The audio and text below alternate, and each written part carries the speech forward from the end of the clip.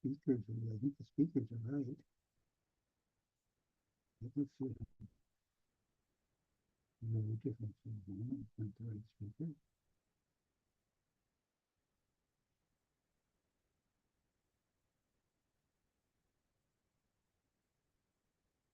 Same as you go to the second one, same as system.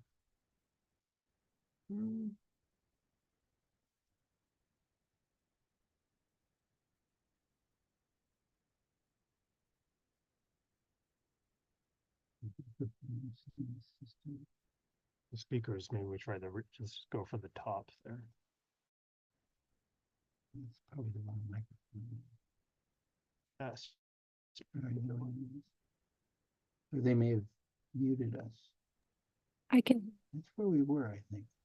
Oh, see, I think, I wonder if we're in session. I'm going to go to my desk. Just Speaker is not working. Check the connection or use a different speaker. Yeah, maybe you better do that. If yours works, I'm going to come in.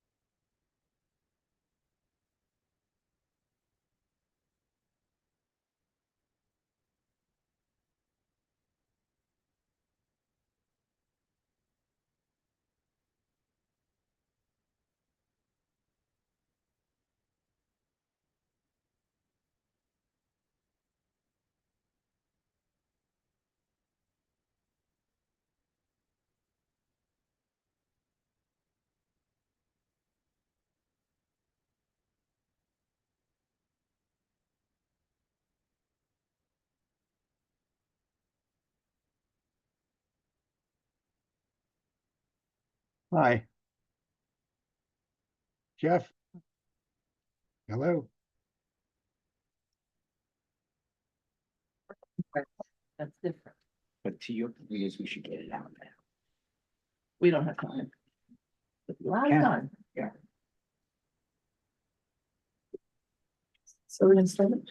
Oh, we're doing the 6th Avenue thing first. Are you live? You are now on. Okay, good evening, everyone. Welcome to the March 26th meeting of Manhattan Community Board 5, the Land Use, Housing and Zoning Committee. I'm Nancy Gosho, and our vice chair is Julie Chu. And committee members present, if you'd start with your introductions, please. I'm Zul Zolkowitz. David Sigmund. Alan Yu. Seth Warden. Mrinal Vikram. Michael Greeley. Miles Kerwin. Janice Young. And online, do we have any committee members? Encore. Encore DeWall. Okay, so that's our committee. Before we start. David Shapiro. You're not on our committee, David. You're on the board, but you're not on the committee. But welcome. But well, yes. So any items voted on this meeting tonight will be voted on by the full board at our Thursday, April 10th full board meeting. Before we start our agenda, are there any members of the public or committee members that have any new business items? Does anyone see that? No. Okay, then let's go on to the next item. So the meeting is going to be run in this order. After each presentation, committee members will ask questions. Then we'll take questions and comments from the public. And while there's no time limit in the comments, we ask that you speak succinctly and avoid repetition of a prior speaker. Please use the raise hand function. Julie will call on you. On your phone, hit *9 to raise your hand, hit *6 to unmute. After the public questions and comments, we will go into a business session where only committee members and board members can participate in the discussion. There will be no further input from the applicant or the public unless recognized by me, the chair. Board members will be promoted to panelists for the business session. Finally, I will call for a motion, a second, and take a vote after the last agenda item, and then we'll adjourn the meeting. Okay, so tonight we have 2 items on our agenda. The first item is 1211 Avenue of the Americas, which is an application for a modification to the through block arcade from 48th and 49th Street. The second item, we will have a business session only, no public comments, on the Department of City Planning mixed use, mixed MSMX misuse rezoning for the Midtown South District. So let's start with 1211 Avenue of the Americas. Would you like to give us your presentation, please? Yes. Hi, Jeff Mulligan here from Kramer 11, representing the applicant, and I'm joined by Paul Silver, just to my right, off camera, counsel at Kramer 11, and colleagues from ownership, Eric Schlemus, Sam Partington from the landscape architecture firm OJB, and Rachel Muse from KPF. And Sam, I think you're going to share the screen, right? Yep. Great.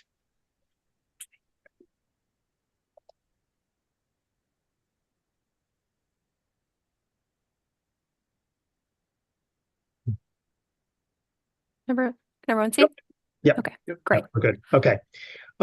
So the application before the community board is for a non-ULURP modification to a special permit for a through block arcade at 1211 Avenue of the Americas. Next slide. So the City Planning Commission approved 2 special permits in 1970 relating to the construction of a 45-story office building on 6th Avenue between 47th and 48th. One special permit was related to height and setback, and the other was for a special permit for a through block arcade, which generated a floor area bonus. Next slide.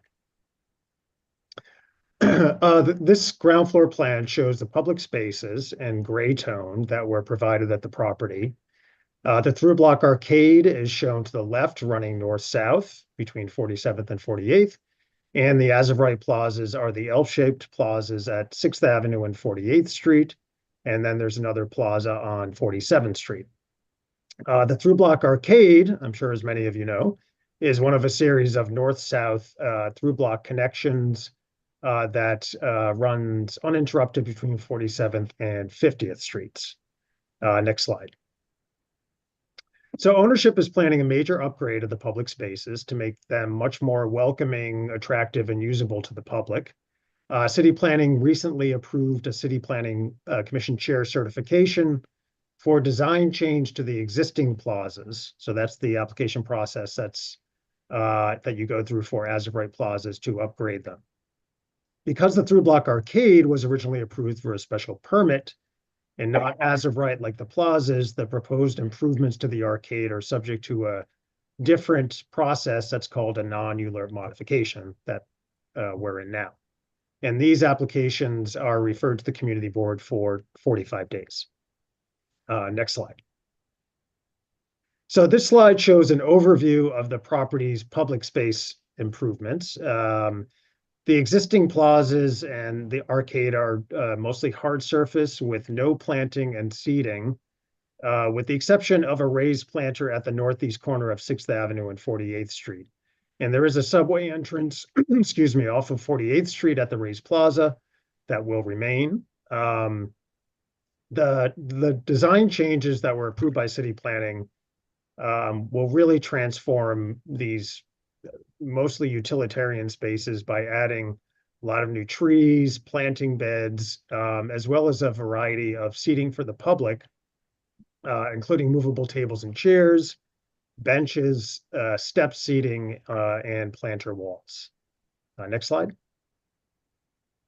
So in terms of the through block arcade, this photo and plan shows the arcade as it essentially existed since the construction of the office building.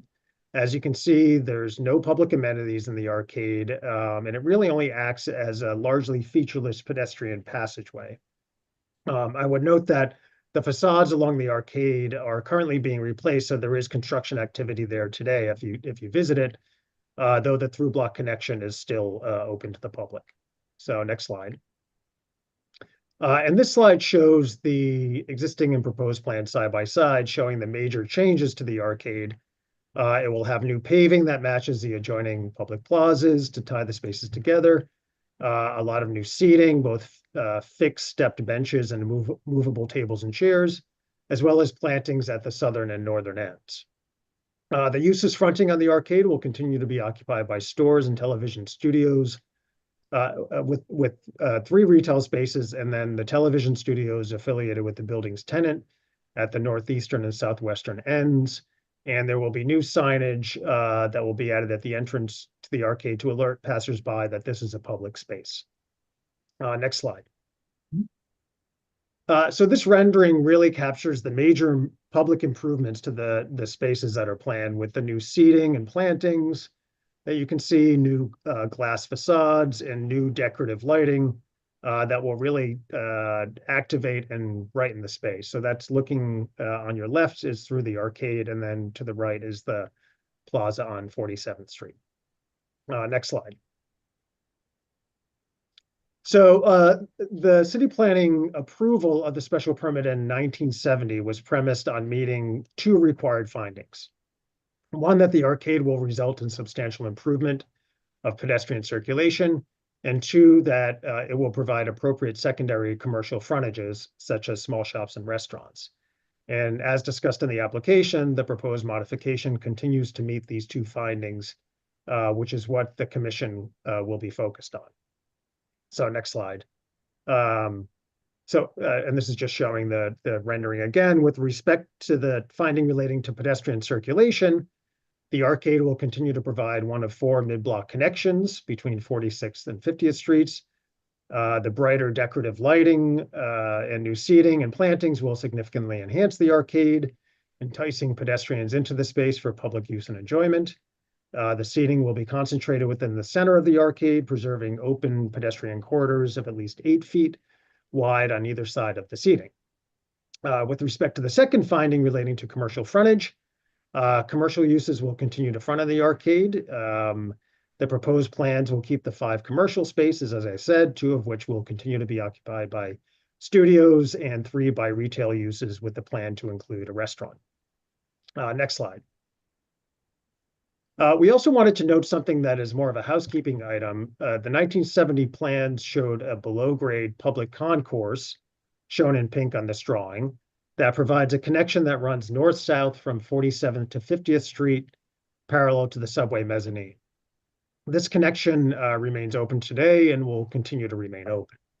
But the 1970 plans also showed public access to an east-west corridor that runs through the cellar of the building, shown in the gray tone, and connects to an escalator that goes up to the through-block arcade. This public access was not a required element of the arcade special permit, and we don't believe that has ever actually been open, as allowing public access straight through the cellar of an office building raises security concerns. So as part of this proposal, we will update this plan to clarify that the public has always had and will continue to have access along the north-south corridor, shown in pink, but not the east-west corridor through the building. So next slide. To summarize the proposal, again, the arcade contains no public amenities today, but the proposal is for a major upgrade with 146 linear feet of seating. That's both benches and movable tables and chairs, new planting beds, decorative lighting, and public space signage. And the proposed modifications continue to meet the 2 findings of the original special permit, which is what the commission, again, will focus on. Next slide, I think, just shows the overall proposed plan, and we're happy to answer any questions. So could you go back to the slide that shows the findings that you're required to meet? I think you passed it, Sam. It's a little bit later. Sorry. Yeah. This one's- Right. So these are the 2 findings that were met in the original 1970 special permit, and when there's a what's called a non-ULURP modification, used to be called a minor modification, but we changed the name. The applicant is required to demonstrate that the proposed changes still meet the original findings. And so, as I mentioned, all of these public improvements will really enhance this space, which to date has been largely utilitarian. Okay, good, thank you. Yeah. Julie? We're gonna answer questions from the committee now. Julie? So I'm curious why the upgrades now and what's the change besides adding the planters? And then can you let us know what's the footprint, the square footage of the POPs? Sure. So if you just want to go to the plan of just The zoomed in one. yeah, the Here, I'm zoomed going to in. exit full screen for a minute just so I can jump faster to. So the through block arcade is about 5,500 square feet. And then the plazas are around 22,000 square feet. So this shows what's proposed. Again, not much there today, but the proposal, Sam, I don't know if you want to zoom in on the proposal too, if that's possible. Yeah. Here. Sorry, I'll keep it off full screen, but. Great. Can. So yeah, you can see, so on both the east and west sides, we'll continue to keep that open for free movement of pedestrians going north and south. And then the activity is really concentrated in the middle with plantings at either end and benches, the step benches, movable tables and chairs within the middle. And then I guess, Sam, right in the very center, there's another. Yep. Yeah. Stepped bench. I guess. And then of course if the lighting is I think really beautiful and will make it much more attractive and improve the scale and attractiveness. Maybe I can clarify my question because I know there's a lot of POPs that are in non-compliance and have not upgraded based on current requirements for POPs. And I see that you guys are doing it here, but usually there's a reason that developers upgrade their POPs, whether it's for. Yeah, I mean, I think the original requirements for plazas were, very minimal, and that's why a lot of the older plazas and privately owned public spaces don't have many amenities. You're not required to upgrade them to current standards. It's owners elect to do it.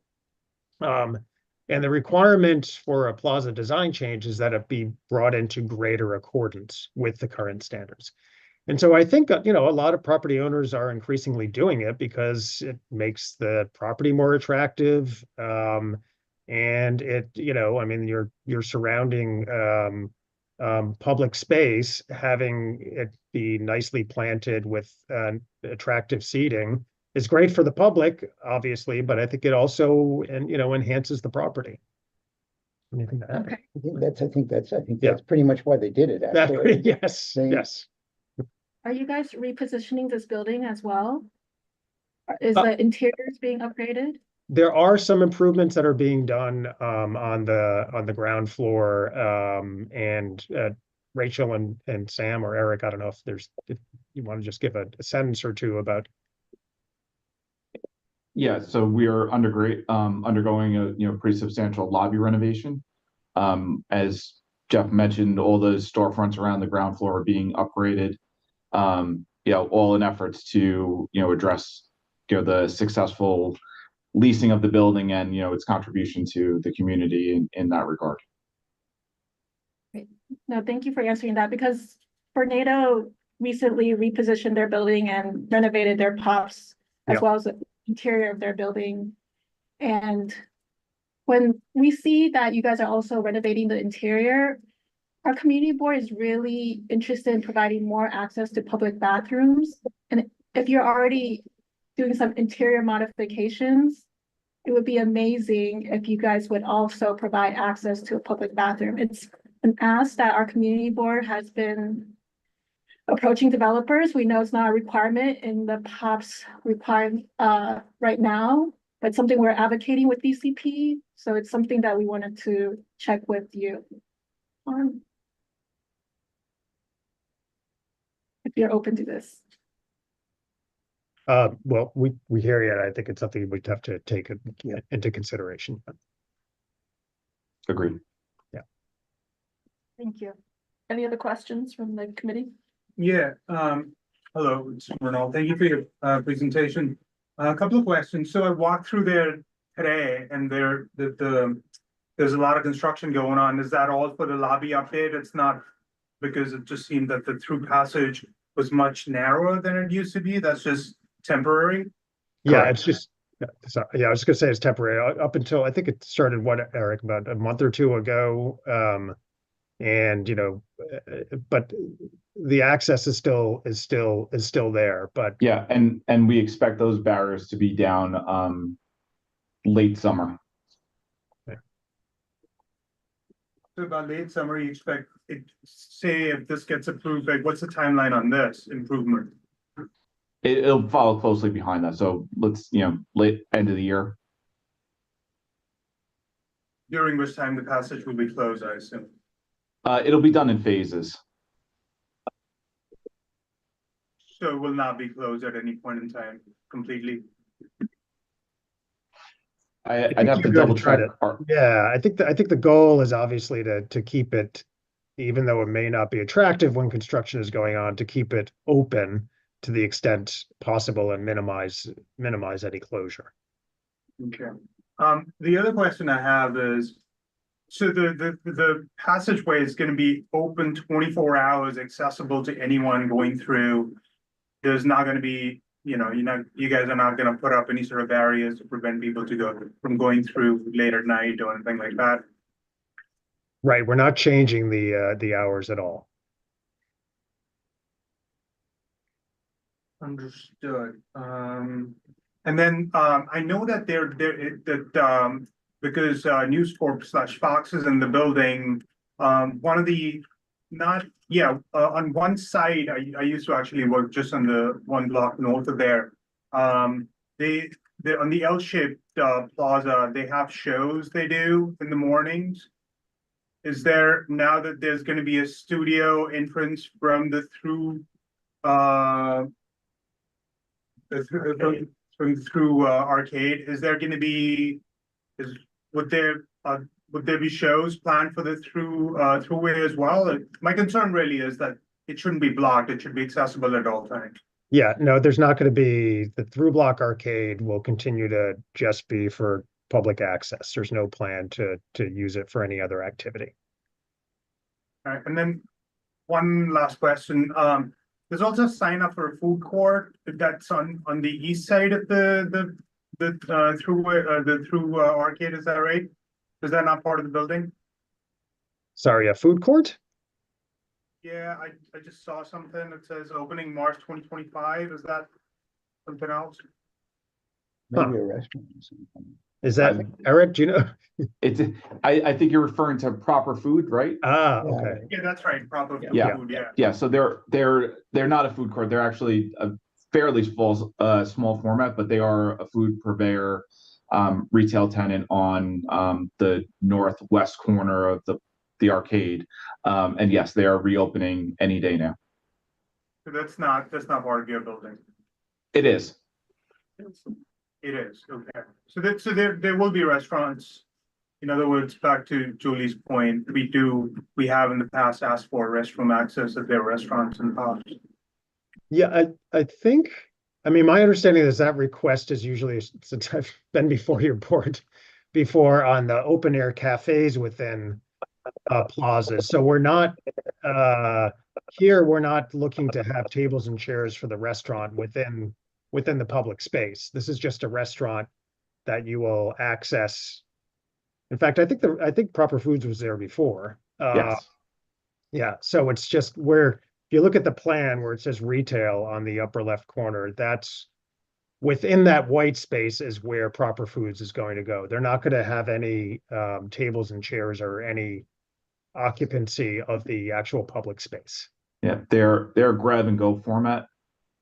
So Jeff, if we can just clarify, it's not really about the open air cafes, it's the POPs requirement. If 10,000 square feet triggers food requirement, and when there's a food requirement or some kind of food access, we also recommend that having bathroom access.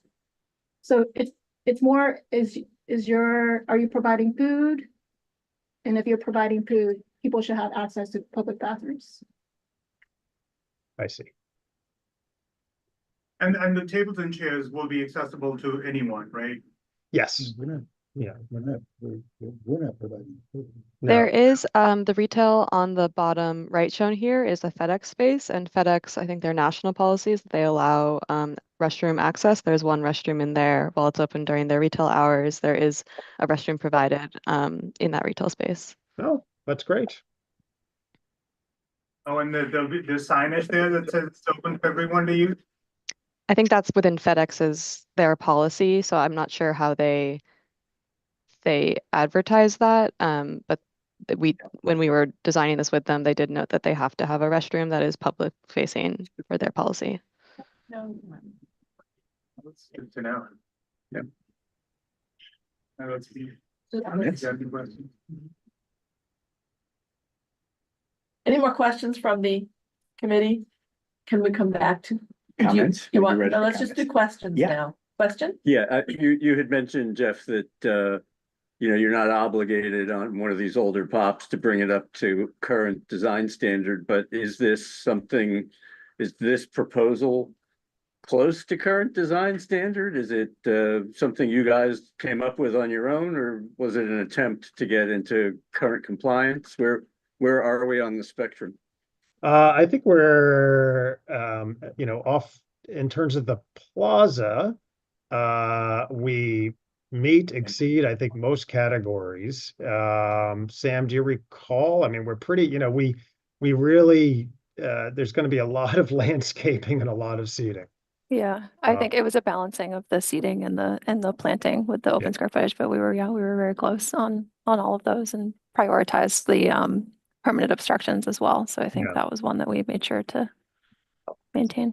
It can be a challenge sometimes because like the 47th Street Plaza is very narrow, and so it actually doesn't meet the current requirement for depth. So the current standards are really designed for a plaza that meets the minimum depth and width. So it can be a challenge to me, but yeah, as you can see, just in that area alone, there's a lot of planting and I think that, as Sam said, it's been a balance, but I think we're in good shape. Okay, so, thanks. and no more questions from the committee questions on Michael? I appreciate the plantings and the green space. I just had a question. What is the plan to prevent rats from burrowing in the green space? So it's a challenging one, but they are all raised planters, of course, and are detailed accordingly with stone edges and the steel container. But we can look at the maintenance routine as well. That maintenance plan, that'll be good. All right, any more questions from the committee? If not, we're going to go to the public for questions or comments. Please raise your hand and Julie will call on you. Julie? Loudly. Oh, Jim Wright? You have a question, comment? Does he have to be promoted or something? Oh, There he is. have to promote him. He's here. Okay, Jim. Hi, Jim Wright, Community Board 5 resident, and architect. A couple of clarification questions. I guess while we're looking at this slide here, is this space fully handicap accessible, and does that include curb ramps at the north and south end where the space would meet the curb, particularly considering that this is a through block alignment from block to block? That's my first question. Yes, so it is, Sam, correct me if I'm wrong, but I think it's fully. Yeah, it's accessible. all Yeah. accessible. Yes. So that would But include the curb ramps at the streets? the curb ramps are at the corners, and correct me if I'm wrong, Yeah. Jeff. but Yeah. Right, there's no curb ramps at the through block arcade, but there are at the At the corners. crosswalks. Yeah. Wouldn't that, if the intent here is to It's not. have connected through block arcade, should there not be curb ramps at that alignment? So it's a little bit different from, there's 6.5 Avenue, which is north of 50th Street, where there's, pedestrian connections that go, everything's aligned. Here, the through block connections are not. So I think it's, if basically we didn't have the curb at the northern and southern ends, then that would be directing pedestrians into the street. And there's no protection. in Yeah, the there's no street. protection there. So, it's a little bit different from the connections to the north, where everything lines up and there's actually stop signs and crosswalks. Here, it's unfortunately, it's a bit of a jog. Was there any comments from city planning about that? No, there wasn't, because I think, again, you're not, you would be stopping traffic at odd locations. Because So in other words, why not? the arcade to the north is not directly across from this? It's not. Okay. Yeah. Yeah, Okay. Unfortunately, this pass through is does not align up with the 6.5 Avenue. It's a little bit too far to the east. So there's not an alignment. Yeah. Jim, you have any other questions or comments? Yeah. Could you go back to the slide which shows the existing and proposed side by side?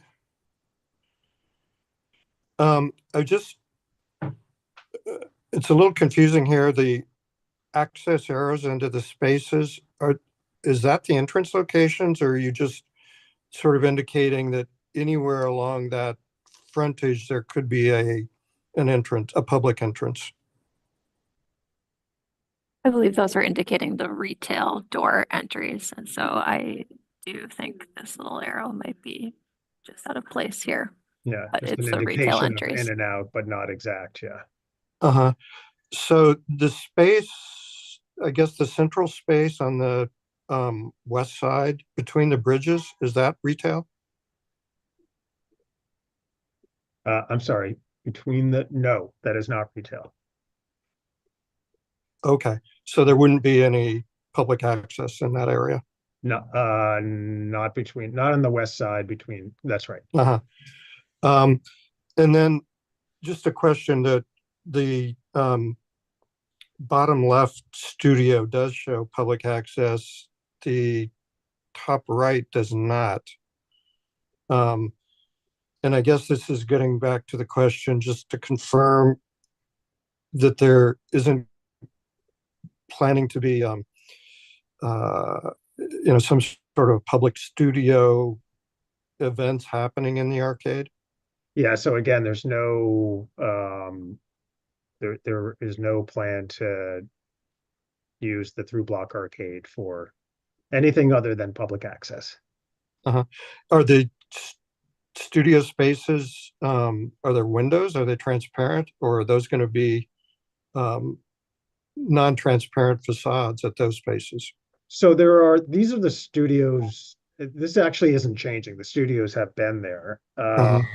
And when there's taping and recording, there are windows there, glass windows. But when there's activity with recording, natural light is not something that you want. So the blinds do come down. But when the studios are not in use, the expectation is that they'll be more transparent. But it's not changing the conditions that have been there for a number of years.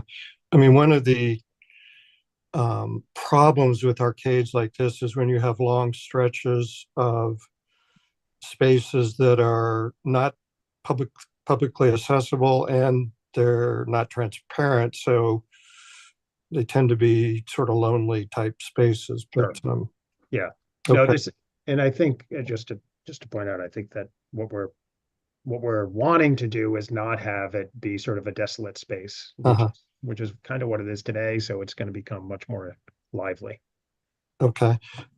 Next question, the retail food vendor on the upper left retail space, is there going to be a significant delivery function out of that space? You know, I think it really operates more as kind of a lunchtime restaurant. So I'm not sure. I mean, Yeah, no, they're a grab and go operation. I think you can order, get, delivery from them, but it's fairly minimal in regards to their usage. I mean, I guess my question there is whether there needs to be some sort of provision for the bike delivery vehicles to congregate in a way where they're not blocking the pedestrian through space. Yeah.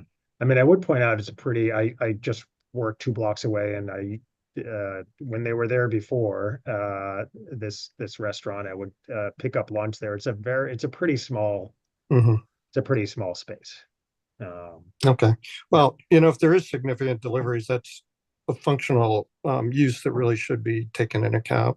Okay. Because, whether you intend to have delivery bikes there or not, they'll be there if there is a delivery function. Yeah. My last question is just a clarification. On the proposed plan, under the bridges, there's sort of rectangular stripes, I guess I would describe them. I was just wondering what that's indicating. It's just a pattern in the paving. Oh, so okay. It's just a change in the paving. Yeah. It's not really a physical development. Okay, that's all my questions. Thank you. Okay, great. So, thank you so much. We're now going to go into our business session where only, are there any hands raised? No. Anyone else want to speak? The public? We're going to go into the business session and, let's, questions or comments, any more from the committee? Comment. So, comment. Yeah. So, thank you, Jeff, Eric, Sam, and the team. I think, this kind of through block arcade really does create, additional public circulation, which is an amenity. And certainly we're thankful to see the green space and the lighting and architectural improvements.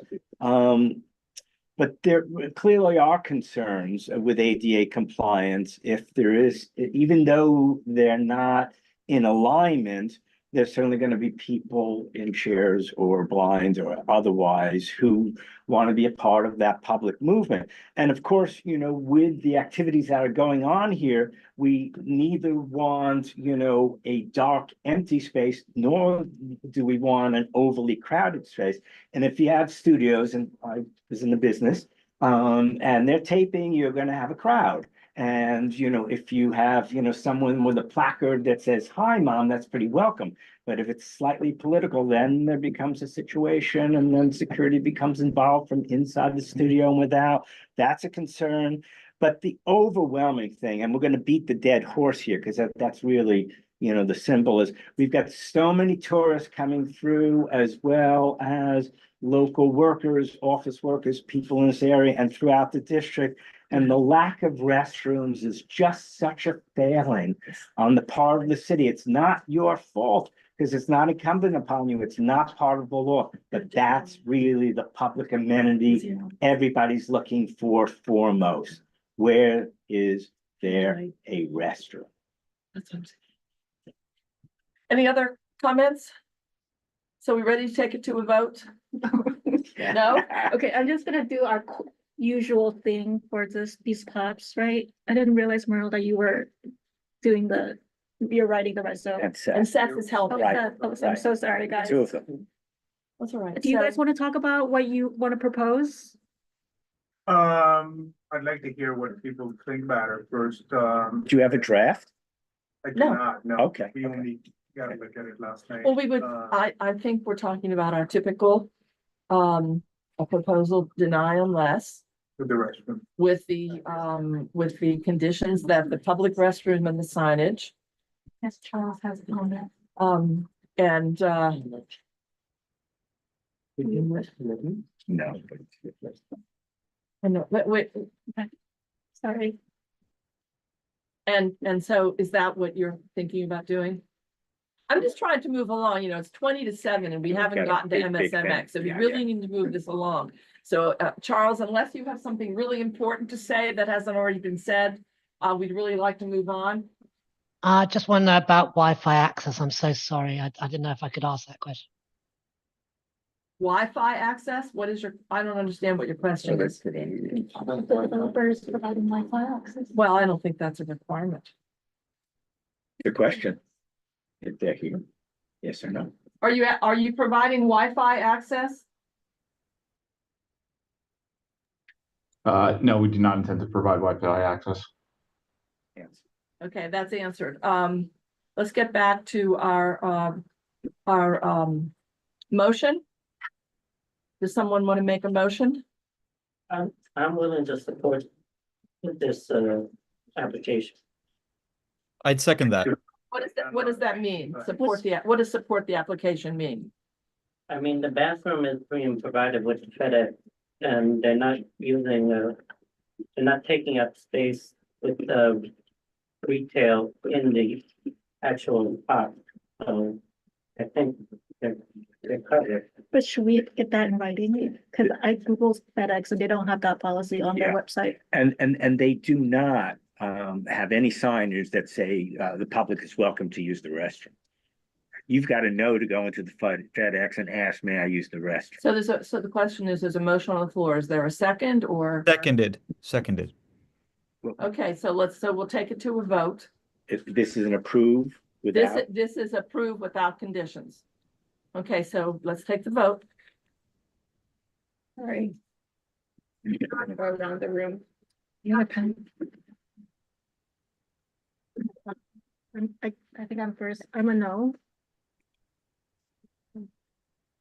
Who seconded it? Oh, I'm good there. Of course. Oh. who else? Yes. No. Janice, no. Okay, start off. You, I'm going around the room. okay. Yeah, come back. Yeah, No. Chris, Yeah, sorry, I was prepared for the deny unless, so Well, we have to vote on this. There may be Right. another motion. I know, that's what. Yes. No, but I'm open to discussing, whatever discussing. Say yes or no. No. Myrtle, yours, yes or no? I said no. Okay. Alan, I abstain. what's that? I abstain. Okay, I'm a yes. okay. No. I'm a no. That encore. No. I voted yes. okay, Nancy, what do you want to do? What is it? Well, I'll be a no. Okay, thank you. 1, 2, 3, 4, 5, 6, 7, 8. 8 no's, 1, 2, 3 yeses. Okay, 8 no's, 3 yeses. Is there a counter? Yes. Motion. Deny unless, There's 4 yeses. 4 yeses? Yeah, myself. 4 yeses. David and Encore. Right. and move to deny unless. Second, So another vote? Well, you want to lay out what the deny unless is? The typical, I guess the typical, what we typically do. bathroom signage. Yeah, but I think the only thing that we might want to add is consideration for ADA compliance, because this is a through block arcade that stretches from 47th to 50th. And although this 48th to 49th block is not in alignment, we're going to have, because it is part of the public circulation, we're going to have blind and people in chairs and so forth who can get caught up in crossing the street there. So I think the ADA compliance should be considered there. Okay, so that's the motion that's on the floor with the second. Are we ready to take a vote? Okay, Julie? Nancy, I'm gonna. You first. Yes. I'm a yes. Julie, the yes. Yes. Secondary. Yes. Yeah. Yes. Yes. Yes. Yes. Yes. Yes. Thank you. Ankur? It's a deny, right? I'm a no on a deny. Okay. Thanks. I'm sorry, who seconded this? I didn't see. He's a board of election. I just said, No, you seconded, you denied. No, I made the motion You made and the Nancy motion. seconded. I didn't second it. Wait, so who seconded? Do we not have a second? did you second I'll in the second middle of the it. vote? Someone seconded down there. Oh, my goodness. There were a lot of yeses. There's got to be a second for that motion. Everyone have a donut. No more Get the blood sugar up. We do We need a that. full Vote? I don't think so, but- Okay, Motion passes. so thank you very much for your presentation, and this will be voted on at the full board on April 10th. Okay, thank you. Thanks so much. Thank you. Okay, so now we're going to go into, we're going to stay in business session because we had several hearings where we took questions and comments from the public. And so now we're just doing comments, and we're going to deliberate, discuss, and then write our draft resolution for the MSMX rezoning plan. And so to that end, we have assembled a number of documents. I'm sorry that I don't know if people online have them. I sent them out to the committee members. And so our first document is called the Goals for MSMX Rezoning and Points of Agreement. So these are our basic points that we are going to be focusing on with this resolution, and then with our points of agreement. And I also sent out, and we have this here, is what do we mean by points of agreement? And points of agreement are, it's a document that we put together with our council members, and then they negotiate funding for these various additional amenities over and above the zoning to make this a livable community. And so that will come after we submit our resolution, and we'll be working on that for several months with our council members. They will negotiate with the mayor to get funding for these projects. Julie, do you want to add anything to that? I mean, my document really lays it out. I didn't really want to go into that. Do you have anything else you want to add? I mean, just to put it, the context, the scale, it's like hundreds of millions of dollars that these neighborhoods get for the rezoning to build it out and get the infrastructure they need. So there have been several rezonings in the city, and these neighborhoods, as she said, got a lot of additional funding and things that they asked for. Does anyone have any questions about the points of agreement? Sorry, just Go a bit ahead, more keep going. context. It's because the rezoning is only focused on the zoning resolution, because DCP's power is modifying the zoning, and they don't have the power to create an interagency effort to create this comprehensive neighborhood, livable neighborhood that Nancy was mentioning. So that's why it's almost like a two-pronged approach. We're going to talk about what we need to create this livable neighborhood, but we're also going to provide comments on the zoning proposal. But then also these other things that that you guys want us to talk to the council member about. A good example would be where we want to have Broadway turned into a linear green space, a linear park running through our district.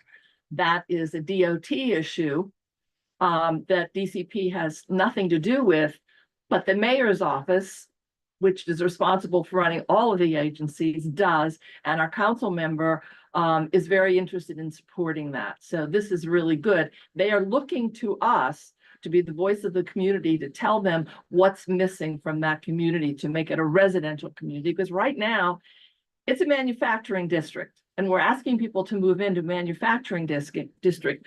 And while they look like office buildings, if you think about places in Queens where it's manufacturing, it might be car repair shops one after another. If you were going to move residents into an area that's filled with car repair shops, you'd want to add certain amenities like parks and open spaces and things like that that would make that community more livable. So you have to think about it in that way.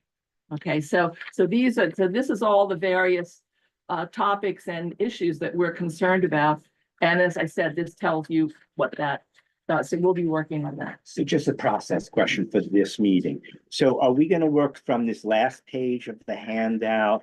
What are points of agreement alone and not go to the 11-page working draft that we have? We're mentioning the points of agreements because it's a framework for everything we think we want to include. And we're hoping that everyone here would support these. So if there's any issues that anyone has with any of these topics, these issues, please tell us now, because that's sort of our starting point.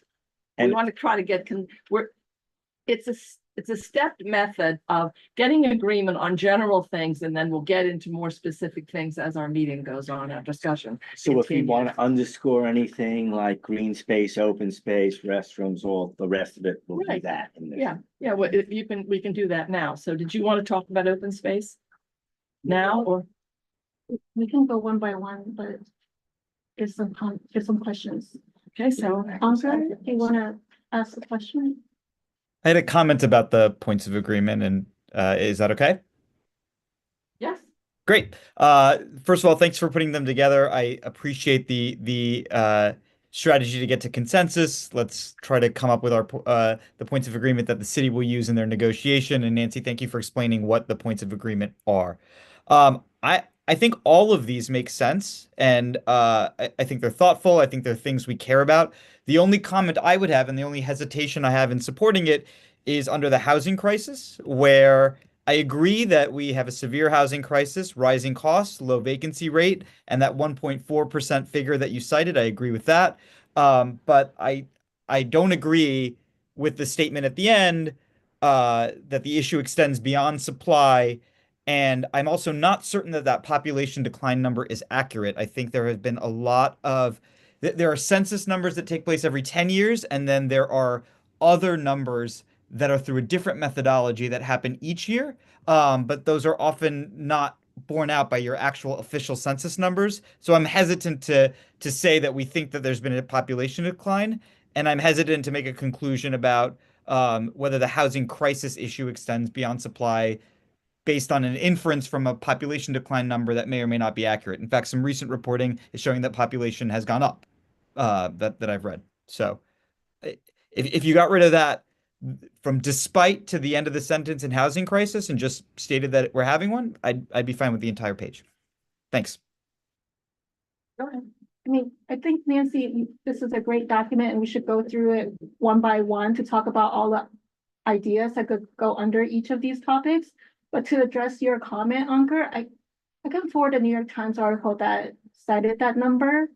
So, but the reason we mentioned like that it's not just about supply. Yes, supply is a major issue, but we want to make sure that a lot of this housing that's being built is going to be affordable. So we want to make sure that what we ask for and what the city is providing is going to end up creating some kind of housing that's affordable to the middle class, to the people that need this housing. And there was a lot of comments during our public session where people are getting priced out. We just want to make sure that we are providing supply, but also there are certain mechanisms like it's going to provide affordability for this future neighborhood. Samir, is this talking about the housing crisis? This point. Okay. I think I agree. Which point? The housing crisis that we're talking about. Thank you. I agree with Julie, and I also agree with Ankur. I think what I would propose is that we scrap the section that Ankur suggested and just say that, you know, in the housing vacancy survey, we don't have to follow the numbers, but we do see that the most affordable, the cheapest units are the most scarce. So I think what we could do is we could just say, you know, New York City is experiencing a severe housing crisis, rising costs and low vacancy rates, with a a huge shortage in the lowest rental or the lowest priced units. It's And about, that's- can we say something about it's about I affordability? think that's fine too. I mean, everyone that we've heard from mentions affordability, and so I think that maybe that's what's missing. We Yeah. should just go right to it, affordability. Yeah. Is that okay with you? Well, Ankur? and then Yes, just to, I'd accept that change. That works for me. Okay.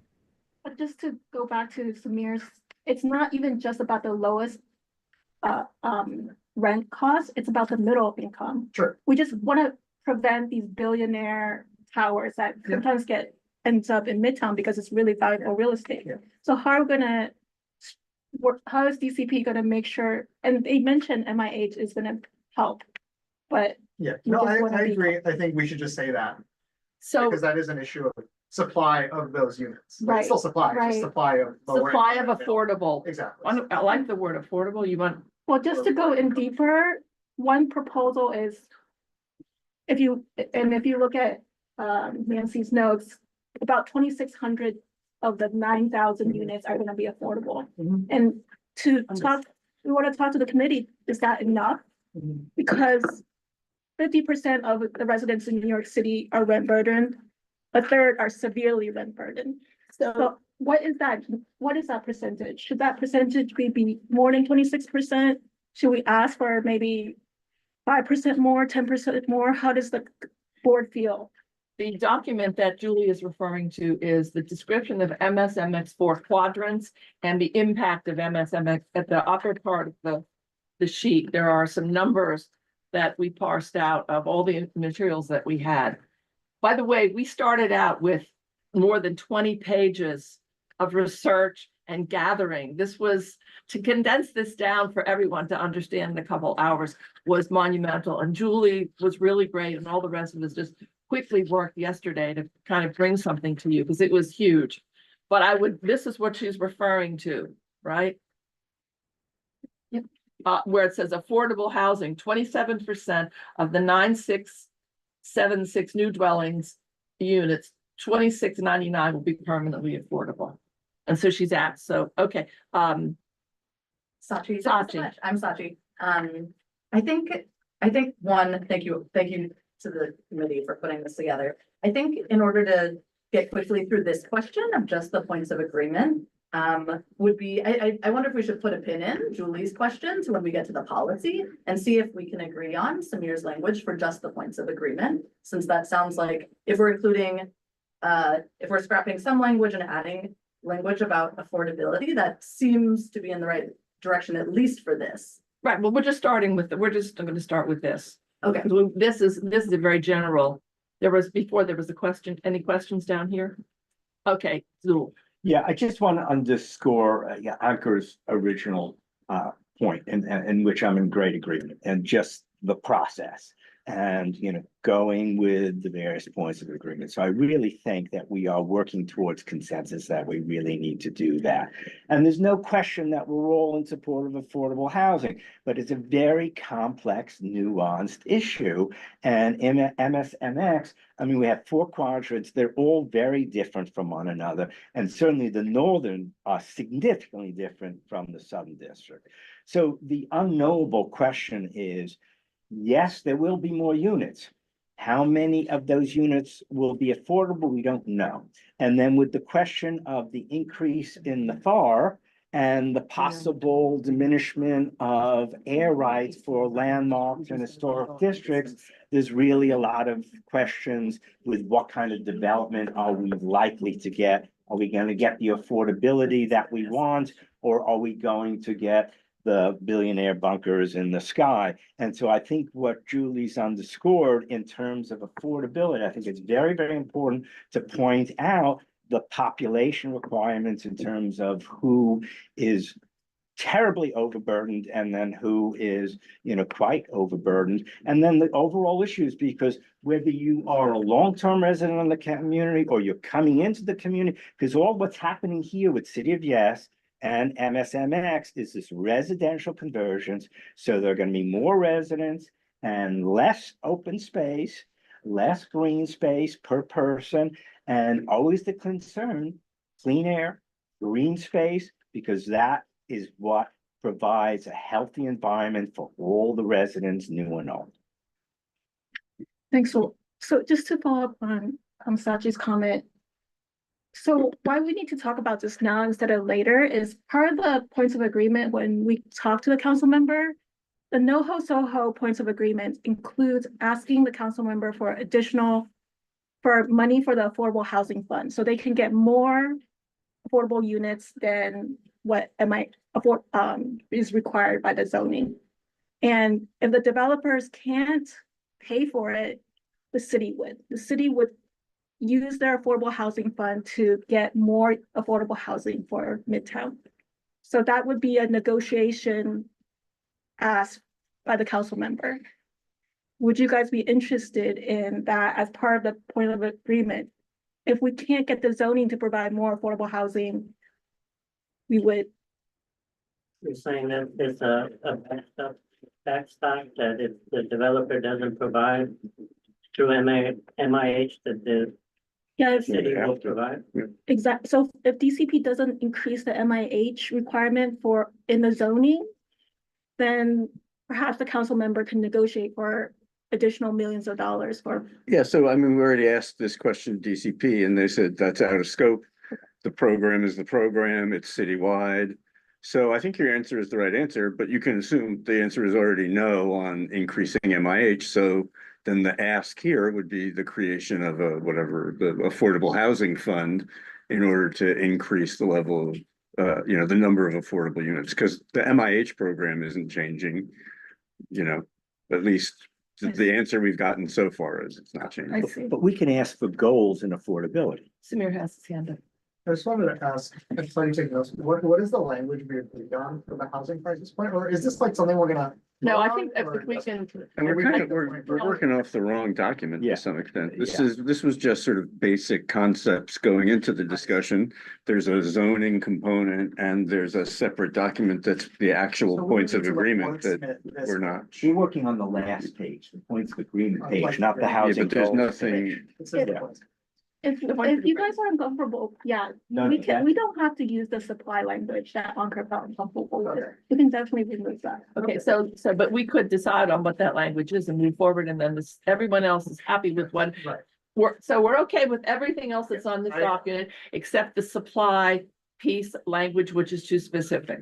So And we'll replace it with something about affordability. we'll replace it with affordability. Is that Focus on income restricted affordable housing or something. Yeah. okay? Great. Okay, and you'll have to trust Julie that she does that. Yes. No changing your minds when we get to the full board. We don't want to go through that again. Okay. Yeah. All right. I'm sorry, but are we working, Samir is looking at the second to last page. Do we have the same document? We do. No, they stapled them together in different orders. Just, you have to listen to the document name I'm reading off. Don't look at the order Does the of the way page it's say- together, Does the okay? page say what are the points of agreement, No. or the page This says? agreement just explains. Just explains what it is. are. Those are not the. Points of So it's, agreement so it's. Neither is that. It's Yeah. goals Thank for you. the That's goals just the and goals. points of, and the goal for the points of agreement. Right. okay? We're good on this page. We're Yeah. good on this page. We're good on this page, and everyone understands what points of agreement are. Numbers next. Those are done. So we've changed the language under housing crisis. Yeah, everything else Adding we're goals for okay on. affordability. Any other, Just to clarify, Nancy, are we gonna come back and talk about specific things under the points of agreement, such as the affordable housing fund, or? we can, but it's not gonna be part of the reso, I don't think.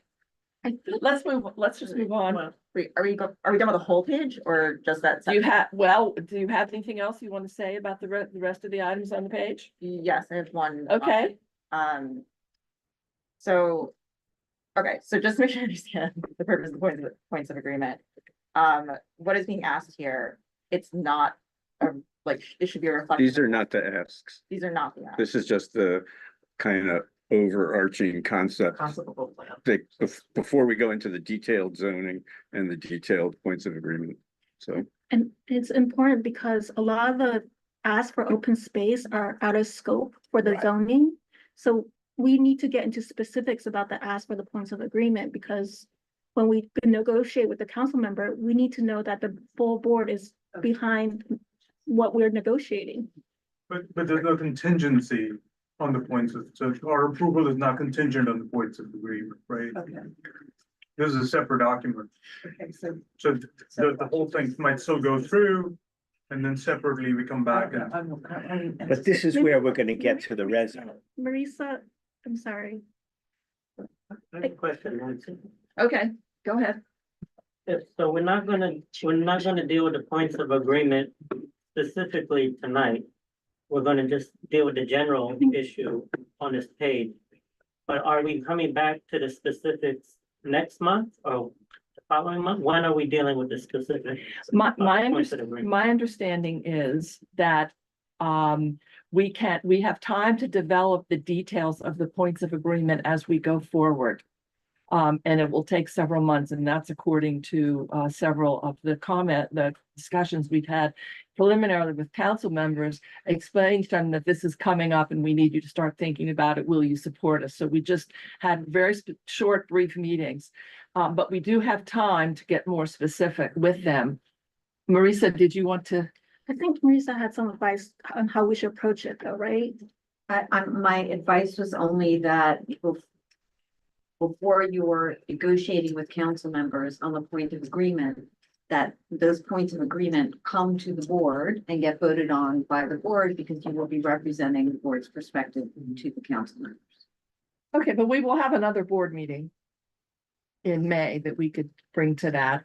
But a board Yes, approval although the borough president's office will be submitting their advice before that. And so if you want them to be considering those issues, you might want to think about voting on it prior. Are we voting on something tonight? Yes, we are, but we're not there yet.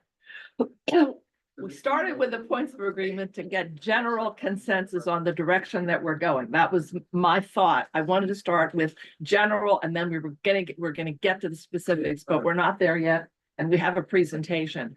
And I understand from Marisa that everyone that's online has been emailed all of the documents that we're discussing. But nobody has seen the points of agreement in any form. Yeah. Those were never distributed. Yes, they were. No. Yes, I distributed them to the committee. Yeah, Yes. right. But no, well, I mean, they're not here, so what are we looking at? We have the March 9th working draft. Right, and then we have the what you sent out, I guess, this week. Yeah, we're okay, we're okay. Did you see? David, they were sent out in the points of agreement were sent out, not the explanation of the points of agreement, but the points of agreement were sent. Yeah. And we should just make copies so everybody's looking at the same. Well, we have copies, they're right, we gave It's in the packet. it's in the packet.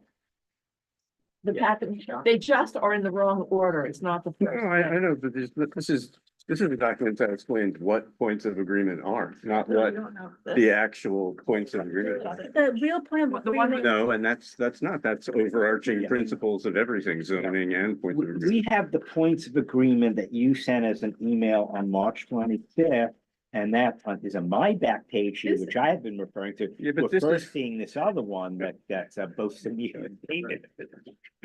This is an answer to the question, what are points of Yes, agreement? yes. It's a chat GPT generated thing that says, what does the term mean? Because that came up in a discussion with Ankur. Exactly. So, but in terms of the 27 items that Yeah, we've yeah. come up with that are the points of agreement, that's not in this package. And we've got 27 items that are pretty much under essential infrastructure. Nancy and David created a really amazing presentation. Let's. Okay, That's a this good idea. focuses only really on zoning That's with a mention of the points. of Well, agreement. then we'll get to the points of zoning is Okay. what we have to write our resolution on right now.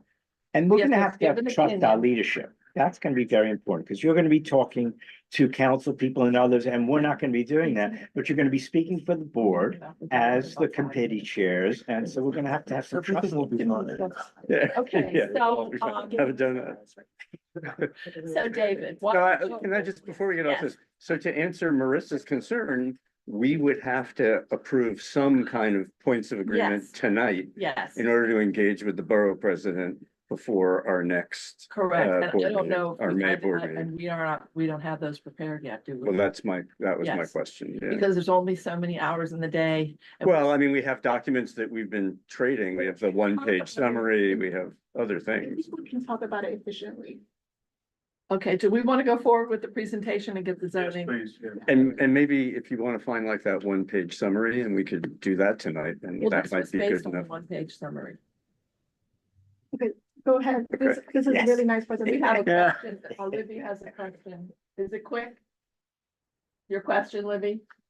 I was just going to say that as far as the points of agreement go, I wanted to chime in that it was my understanding that T&E and Parks is also on board for coming in with generating some of those with a Parks and with a T&E DOT perspective.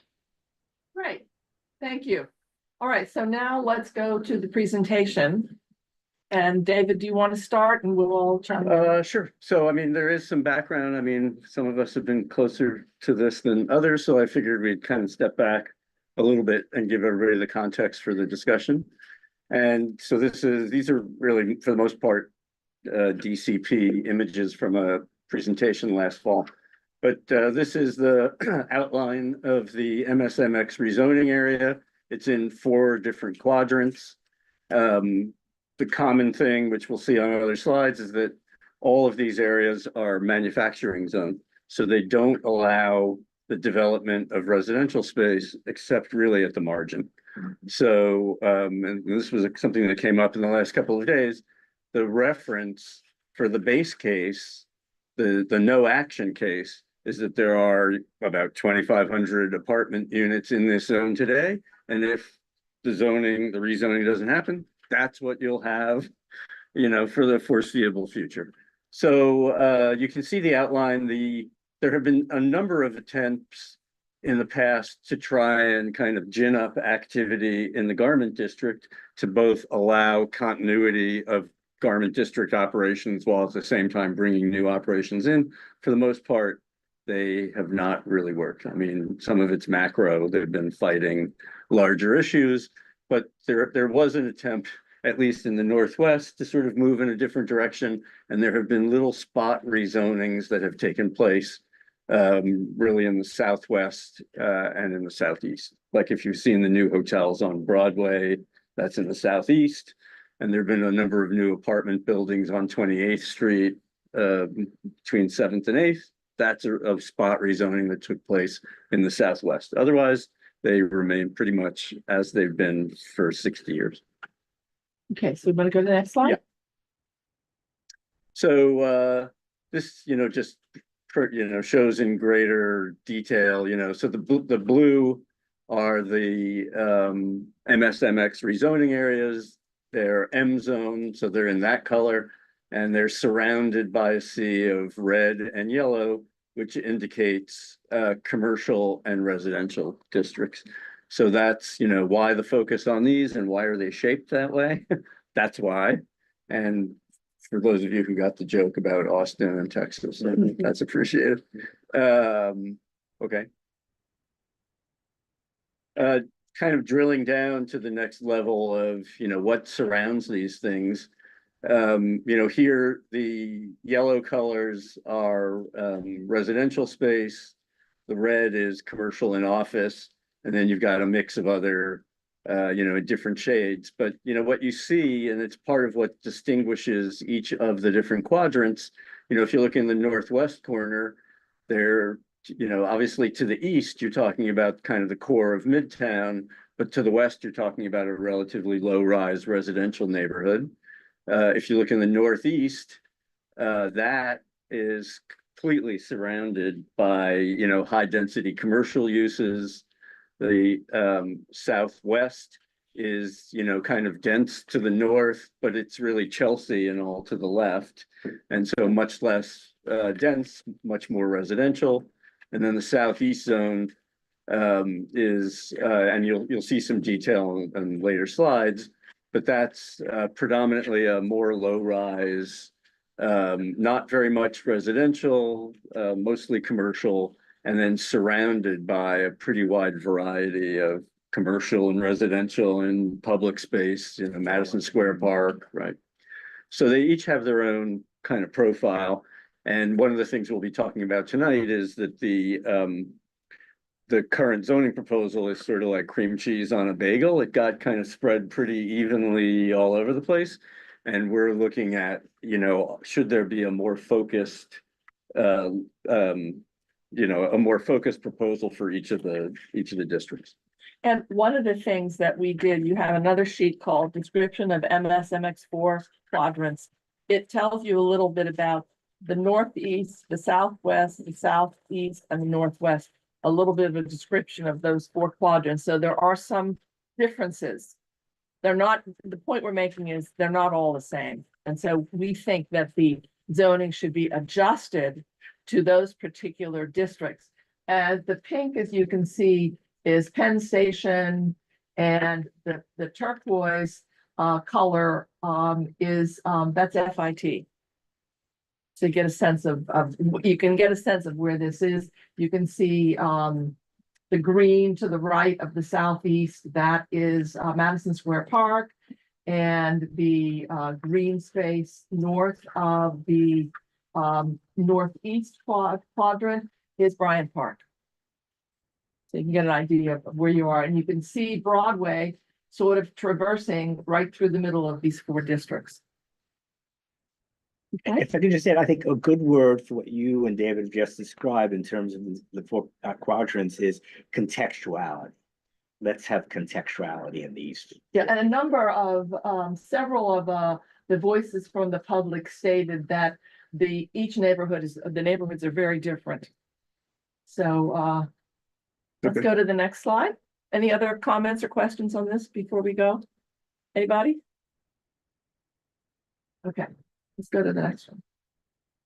So here, the color coding is density, floor area ratio. And so the lighter blues and blues are at the low end of the scale, and the oranges and yellows are at the higher end of the scale. So, you know, a yellow is approaching an 18 FAR. So again, you can see what, you know, some of these differences are. You know, in terms of how dense the surrounding areas are. And then we also, there were some numbers quoted about what the existing density is within each zone. And I don't know, we couldn't quite make sense of some of them. So we found a statistic that literally was like, what's the total land area and what's the total built area? So that's here. You might see some other numbers, but so you can see the Southeast District is an average of an 8 FAR today, existing built, and half of that is a historic district. And it's kind of a piece at the bottom is part of the Ladies Mile, and then up, you know, sort of the rest of the bottom half of it is the Nomad. So it's 2 historic districts. Right, and many in the individual lower landmarks. far right. And we had several voices, people from the public who live and work in that area, and they are very concerned about the number of historic properties that are there. And in fact, the church on 25th Street that had the fire and is still struggling to repair their building and bring it back to full glory and splendor, is very concerned about what's going on in this. And there's some Southeast interesting things district. that we'll get into. Like if you look at the Northeast, first of all, that is only a mid-block zone. The M only existed in the middle of the block. So it doesn't reach all the way to 5th Avenue or 6th Avenue. And then if you look at those strips on the avenues, they're very high density. They're, you know, 17.5 FARs. But what's going on in the middle in the Northeast is relatively low density, you know, more in that it's an average of an 11. A lot of the stuff is in kind of the 7.5 to 10 category. And a best practice for land use and zoning is to have the higher densities on the avenues, the wider streets, and the lower densities mid-block to preserve light and air, to prevent shadows from casting on mid-block lower buildings. So it's interesting that on majority of these, they've just taken away the avenue properties sites completely. This is like mid-block zoning. Samir, you have a question or comment? No question. Okay. For the bottom right quadrant, the 8 FAR, is that for the whole area? The whole. The So whole. do we know what the FAR is outside of the historic district? Thank you. And the historic district, I mean, it's effectively a 12 FAR. So I don't know that that's been a barrier to, you know, to density. Yeah, and it's the other point on some of this, like on 6th Avenue, which is between the two bottom, the southeast and southwest, that was the subject of its own rezoning a number of years ago that brought, there was no, that was M zone, no residential. It was, it's still an M zone, but it's an M zone that allows residential. And it brought it up to a 10 to 12 FAR, which is what the, you know, so the buildings that you see in the 20s on 6th Avenue at that scale, they're, you know, for the most part, they're in sort of a 12, some of them are a 14. But they're in that range. And so that strip has already been rezoned and is not the subject of our discussion I today. have a question on that. Do we have, a lot of that is, as I see it, is mostly luxury rentals. Do we have any idea in terms of units that were built in that period, how much of that is affordable? I think it was an 80-20 program, so 20% affordable. Yeah, David Shapiro has his hand up. David? Hi, folks. I just have a comment here. I mean, look, it's, you know, when you show that map and that this is the M zone areas that they want to change to commercial residential use, that makes me think there's no residential here. So I don't know why we wouldn't, as a community, want to build as much as we possibly can here to solve a housing problem when we're not. I suppose we're disturbing the commercial use of this zone, but we're not disturbing the residential use of this zone. So here's an opportunity we have to build a lot of good housing and to change this district and to alleviate pressure. And I just think we should take this opportunity by the horns and like build residential housing here. And with the programs put in place, there's the carrot and stick incentives, so developers will build affordable housing here, right? And it's expensive to build all kinds of housing, but they're mandated to do affordable here with the building here. So like, I don't know why we want to walk things back here. This is like the one place where there's no other residential housing. We're not disturbing anybody's homes. We have the opportunity to create a. Yeah, I mean, we haven't gotten to the conclusion yet, so, yeah. Until we were just taking questions, actually. Sorry. Okay. Okay. Yeah, I mean, this is not a proposal yet, David. All we're providing is background, so. We're trying to bring everybody up to speed to this, so we all understand the same. You'll be more informed than everyone else. We're building consensus here. We're trying. We are. Okay, Okay. so let's go to, Yeah, any other good. questions on this at all from anyone? We're gonna stay with questions on the presentation for now. Okay, any other questions? Julie, you see anything? Nope. Okay. All right, let's go to the next one. Okay, whoops, too far. So. Oh, no, sorry. No, There we go. Yeah, so this is a map that shows what the actual residential development is, you know, within MSMX and in the area around it. And, you know, to David's point, like there is no, particularly in the north, there's practically nothing. You can see the numbers. There's a total of 55 units in the northwest, which is the biggest area. There's 150 units in the northeast. You know, we did get a lot of comments from people that reside in the southeast, and yet there are only 423 units in the southeast. So I guess we heard from a significant percentage of the population. And if you look in the southwest, you know, I mentioned the rezoning, you can see there's about 1,600 units in the entire southwest, but half of those are in 4 buildings that have only been built recently on 28th Street. So, you know, otherwise there's 800 units that pre-existed it. And all of these things are sort of, it might not be the right terminology, but they're like the old loft law units. So somebody moved into a building, after a while, politicians realized like, oh, these people vote. Why don't we make these things legal? And so you have these spot legalized residential units. There's been a minimal amount of residential development on top of that.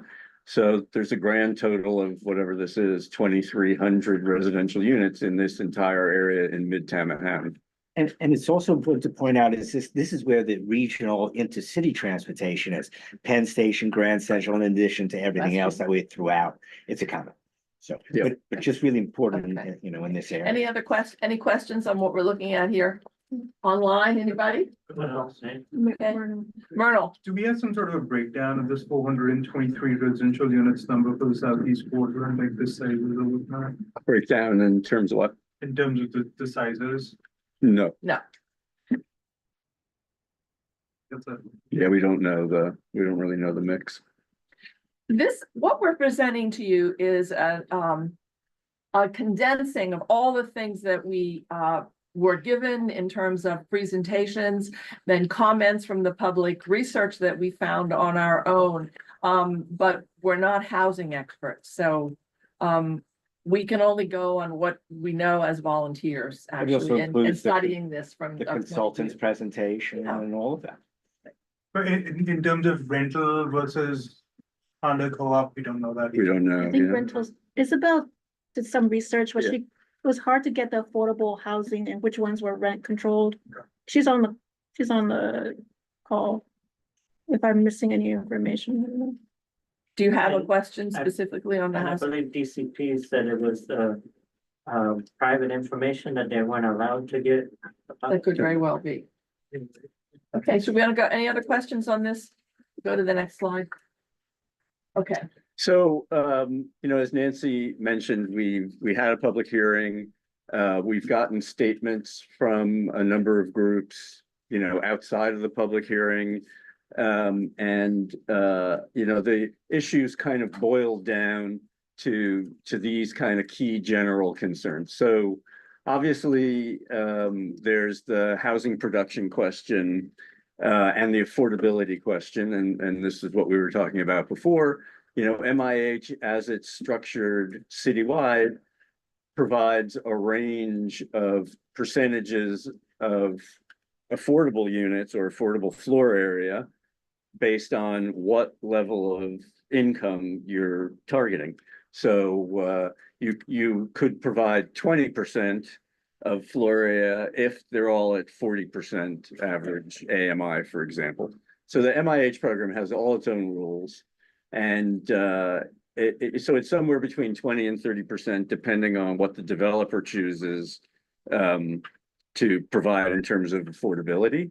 And then on top of that, the tax abatement program, which is new, has its own requirement, which is it starts at 25% affordable units. And so if you kind of blend these things together, we're ending up somewhere in the 25 to 30%, which, that's the 27% that we see from DCP. They take this math, multiply it by the total number of units they're expecting, and they say, therefore, 27% affordable units. There's no other magic to this, really. It's an outgrowth of the program. So the question we had asked is, it's the most expensive real estate in the world. You're taking densities way, way up. Why shouldn't we be above 30% mandatory affordable? And the answer we got back, at least from DCP, was, well, that's the program. That program applies everywhere in New York City. And so it's out of scope of this study to start talking about 40% or anything else. I mean, there are, though, plenty of examples in Astoria and NoHo where there were pretty large rezonings done and they ended up with higher affordability requirements because there was a negotiation of how do you subsidize to get above the 30%. so what David is referring to is the more than 100 questions we gathered from all of us and all of you and anyone else that wanted questions that we submitted to the Department of City Planning. And so that information is also in all of this information we're presenting to you tonight. So the other topic, did you? Can I ask a question on this, or do you want to finish the slide? Go ahead, yeah. I know that when they do rezoning, there are options for MIH. One of them is like 5%, it's 40%, whatever, the options. And sometimes when they do a rezoning, the council member will eliminate certain options. Yes, that's happened. Okay, is that something we can do for a neighborhood rezoning? Well, so the text of MSMX said that the MIH would be options 1, 2, and 3, which is where I got my percentages from. So, I mean, option 1 is 20%, 25% of the residential floor area at 60% of area median income. And option 2 is 30% of floor area at 80% or lower of AMI. And those are kind of the mandatory options. Right. And then the additional option for this was option 3, which is 20% of residential floor area at 40% of AMI or lower. I thought that was a separate workforce option that is usually not preferred, that is. It's not allowed. There's an option 4 that's 30% of floor area at 115%, not available in Manhattan. Got it. Thank you. They were all sent to them. Anyone that was on, I have a question on this. the documents that we're going through was sent to everyone that was online by Marisa recently. If you came online late before she left, after she left, you won't get them. I just want to ask, who does not have the documents we're going through? Oh, the slides? Check your phone. Marisa just sent. Marisa said she sent them to everybody by email. Slides here, is it? I have the slides. Yeah, we have copies. So Ankur doesn't, can you forward them to Ankur then? Who else doesn't have them? Thank you. I don't have. Does Libby have them? Ron has them. Yaron has them. Yaron, can you send them to Ankur? I just sent them Yeah, over. I just forwarded them to Ankur. I just forwarded them too. Thank you so much. Who else doesn't have them? I don't think I have that. You do. Can you see what, Effective now. can you see what hands are raised, please? I can't do that. Sorry, do you have- Someone send it to Samir, please. Oh, it's this Oh, one. okay. Oh, I do have this one. Isabel, what's your hand? Isabel Jordan, I don't think we have her. I have a question on this slide. Okay, are we finished? Is it on housing or have you moved on? No, it's a question on this slide, just in the way that we have to keep in mind that there's a question raised and how some of these things are in direct opposition to one another, Yeah. specifically the TDRs and the increased. We haven't cost. gotten to that. Yeah, that's We haven't right. gotten to We're that working yet. our way Okay, through we're that. working our way through that. So we're going through the housing production affordable requirement. Does anyone have any questions on that? Anybody online? Okay, So the next issue that came up and prominently, Oh, Is there I had put my question in the chat. Sorry, I was just curious to clarify, David, that their response to the questions was just like, there's no other real sort of affordability program, and it's not the program to add something else other than the MIH, et cetera. That's what you had found out. yeah, and it's a general, it's the process for this, the secret process. And so the DCP is the agency that's taking the lead, and we've asked a question that's outside of their area. And so their answer was it's outside of the scope of the study. It doesn't mean, oh, forget it, you can't do this or you can't ask. It just means we can't give you an answer on this. It's a kind of the points of agreement mitigation piece, if you will, which we'll talk about in a little while. So that comes later. Okay, thank you very much. That's great. so what we're trying to do here is we're trying to focus on the things that are in scope. Because Right. those are the ones going to make the difference to this resolution, to DCP in terms of our opinion and the community voice. Right. Michael. Right, because they just won't care. It's out of scope for them, so there's no real point. Great, dismiss thank it. you very much. Perfect, thank you. I just want to make sure people understand that the developer picks which option they want. It's not up to us or the city council. Did everyone hear that? Okay. All right, let's go to landmark historic district TDRs. So this issue was raised, predominantly, it makes sense, in the southeast where the two historic districts are, at least that piece of it. And the issue here is that those historic districts, regardless of what else happens in MSMX, the historic districts are always at 12 FAR because landmarks preservation, they're responsible for dealing with density in landmark districts. And historic districts.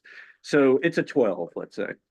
When you start playing around with that density and you go to a 15 or an 18 as proposed here, the air rights, because again, you know, the average built density is an 8, right? So in theory, the average owner of a property in the historic district owns an 8, but he has the right to go to a 12. He owns transferable development rights equal to 4 times the site area. When you start elevating up to much, much higher floor areas for the rest of the zone, it's easier just to build it yourself than it is to go and buy it from the owner of a historic property. You don't have to talk to the guy. And part of what we learned in the study that we did with George Janes was that at a 15 or an 18, you can barely even use the floor area. They're very high. You start getting into very, very tall buildings, which, you know, we weren't objecting to. We were just pointing out that economically, they probably don't work. They're 1,500-foot buildings. Like, there aren't that many examples of them, and they're billionaire towers. So you get into this complicated issue that you would like to keep value in the historic district because that's what maintains historic properties. As soon as you start elevating the floor area, those, you know, that increment of value starts disappearing. You don't even have to talk to these people. So that got raised as a general issue. And just to distinguish again, you know, terminology. So a landmark is an individual building, individually identified. It has its own set of rules of how it can transfer air rights. Those got adjusted in the city of Yes. And then historic districts, before you really couldn't trade historic TDRs, courtesy of city of Yes, you can trade historic TDRs, but it's in a narrower geography. So that's kind of part one of these issues. The second and related issue is that the zoning creates transit bonuses and bonuses for open space. So the transit bonus works by looking at a list or going to talk to the MTA, and, you know, you say, I'm going to spend $7 million and put an elevator in, and they say, okay, that's a bonus of X square feet. It's super complicated. It's very expensive. And again, if you already have a 15 or an 18, why go hassle with this in order to get a 2 bonus? So the concern that was raised, and it's similar issue for open space, right? You know, there's a bonus for covered pedestrian arcades. And questions have been raised about what the value is of those in the first place in terms of quality of open space. And then the second issue is, again, that's a special permit process. You have to go through Euler. And that's a hassle by itself. Like, are people really going to do this in order to do what? Get from an 18 to a 21? You know, the math doesn't really support the use of these things, which then leaves us with the issue of, okay, well then how do we pay for the transit improvements and the open space that we need in this district if we're not getting it from the bonuses? So I'd just like to add, what the 18 FAR does is it creates a surplus of FAR so that the market to sell TDRs, transfer of development rights, air rights from historic properties, is eliminated. And so we feel that we need to lower the FAR to force developers to buy the air rights of these historic properties so we can maintain them and they are protected. And as part of our research, the DEIS Chapter 7, if you want to look at it, is the historic and cultural resources. I can pass this around. It has maps. There are 8 historic properties in the Northwest. There are 6 in the Northeast. There's 18 in the Southwest. And in the Southeast, there are 2 historic districts. And there's a section part of it which talks about the impacts on designated and eligible historic resources. 39 addresses are listed. So this is quite a lot of information. I can pass this around. There's 2 maps. You can look at it. And you can go into the DEIS. It's available to all of us, and you can see the pictures of these buildings. Some of them are really quite magnificent. We will never build like this again. They really are important to keeping the character the visual character of these neighborhoods. And the interesting part is they are an example of midtown manufacturing districts of another era. And we need to really hang on to that historic fabric because there's no place else that I know of that has buildings that look like these. So that's why we're very concerned about the landmark. But I just want to clarify, so you're suggesting just the southeast quadrant where there's a historic district? No, we're not to the, We're not that yeah. far yet. We're only We're outlining setting- the issues, yeah. We're making our Setting the case. stage, yeah. Samir. Did you say that the open space bonus is a special permit, not an authorization? Yeah. Okay, The transit is an authorization and the open space is a special permit. that's fine. Okay. And just to be clear, it's not open, it's covered. Right, Sure. it's covered. Yeah, I just wanted to clarify. it's open in that it doesn't have walls, but it does have. Okay, David, you have a question? I would love to, I'd love to have a copy of that document. How many landmark units did you say that was? Well, it varies from each section. You'd have to look in the DEIS. So, but And I think the DEIS is available to everyone. It's on our website. You can email Marisa. She'll make sure you get it. It's about 41 page long document. I'd like to understand though is what you're saying is that there's, what is it, 30 or 40 buildings? And Well, it's both buildings and districts. What's Two that? historic Yeah, districts the and a mix number of between landmarks. individual landmarks and the historic district. There are a lot more buildings in the historic district that are not and visual landmark. cost of what square footage from an FAR standpoint are you proposing? Well, we'll we're not get up to that part. We're not up to that. Yeah. We're just talking about, we held the public hearing, we got a lot of comments and they were focused in particular areas. So everybody understands, what the issue is. We're just going over our concerns and telling you from whence they came. Myrtle, are you done, David? With your No, well, comment? I'm finishing the Still bullet on points, this but slide. yeah. Oh, just No, keep, go ahead.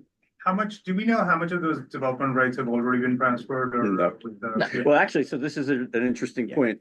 It's not, there's no like database. It's not a Right, public yeah. record thing. It's Yes. by agreement between two property owners. So that, they have an agreement that says how they're gonna split the air rights, and really the city doesn't know any of that. Right. So, And then the other thing It's I not want to tracked. point out is this is one way of paying for the landmarks, but not the only way. But if because I'm on the Flatiron Nomad Right. I mean, Partnership, if I can the- answer if the Murnell's city question. decided to put together a fund to preserve. yeah, I mean, that's what the points of agreement is about, things that are, not adequately addressed in the zoning.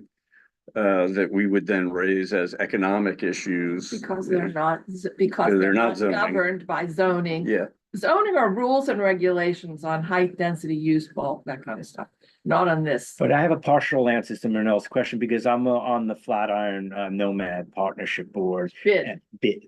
Well, it's called the Flatiron Okay. Nomad Partnership. the- It's a bid. It's And a that's business the improvement southeast district. quadrant. Well, it's more than that, but that's that. But so they are saying that there's significant amounts of air rights in the existing landmarks and historic districts, and that they could be severely threatened by the increased FAR, because as David pointed out, they could just do that, then they don't have to talk to anybody. And just to put a pin under what Nancy just pointed out about the nature of the district and these specific landmarks, they're at grave risk if they don't get that written up. right. If you have a chance, walk through at least the southeast quadrant and look at these buildings. Oh, actually. Can I ask a Google. question about this?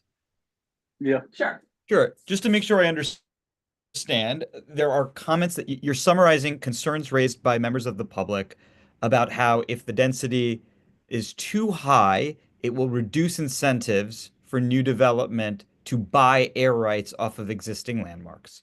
But Correct. I guess my question is, are we concerned, or did you see anything about, I mean, that sounds like just they're asking for money to go to private landowners to get sort of, to rather than be given to developers as part of a rezoning, they're asking to get a cut of the economics of the new development, right? Because you have to buy the air rights off of them. And are we not concerned that maybe it's a little bit self-motivated, those comments? Because, they're going to get I paid mean, for this. the common good is that it preserves historic properties. Do we So care about landmarks? Do we care if about you- historic districts? Yeah, I hear that, but it's also certain people will get paid yeah, and they privately own their buildings or units, yeah, I mean, it's true, but again, right? because the district was created or the buildings were landmarked, it was because there was some value to them that isn't just captured by the floor area that exists today. And they have, these transferable. And by the way, Totally it's a values question. I just wanted to make sure I this was an understood issue- This was an issue on Grand Central during the East Midtown zone. Track, private at the time, and guess what? We tore it down rather than supporting it. No one's calling to tear down Grand Central. I'm just saying, I want to understand, and I want to be clear that the proposal could have some economic self-motivation. Yeah, I mean, it's true for the historic TDRs. It's a separate but related issue on these transit and open space bonuses because we need the transit improvements paid for. So the question I have no is, problem with the transit improvements either. Those truly are for the public good. I just wanted to right, understand. but it's the same mechanism that sets whether they get taken up or not. So, okay, but yes. Can we let Neil know and then, Neil, do you want to go? Mike, are you piggybacking? Yeah. Oh, yeah. Neil, Michael wants to piggyback first. Oh, yeah, go on ahead. Sorry. Okay. I just want to say that any upzoning is a windfall for developers, so we're allowing private landowners to get greater profits with any upzoning. The same as the landmark owner. And many of the landmarks are nonprofit. Okay, let's go. Okay, so now, Neil Miller. Hi, thank you. Yeah, listening along, thanks for everything. Just wanted to piggyback off of a couple of the other comments.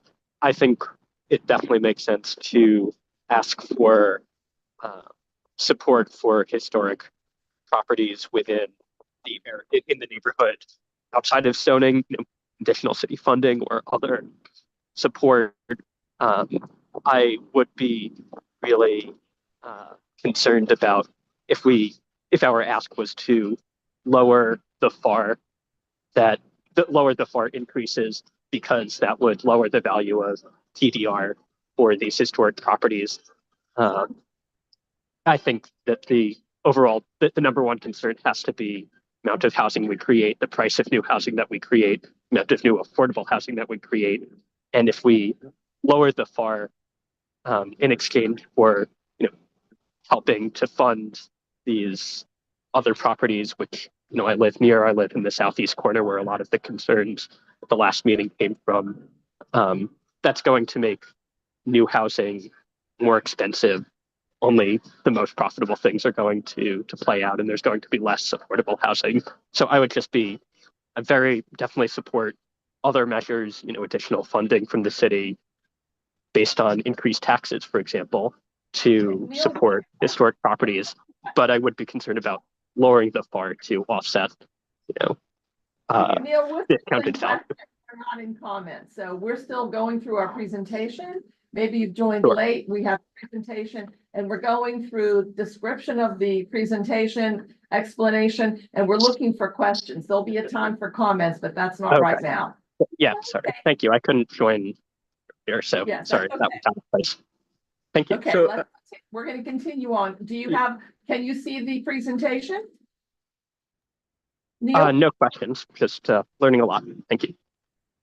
So to this direction, and then we'll move on.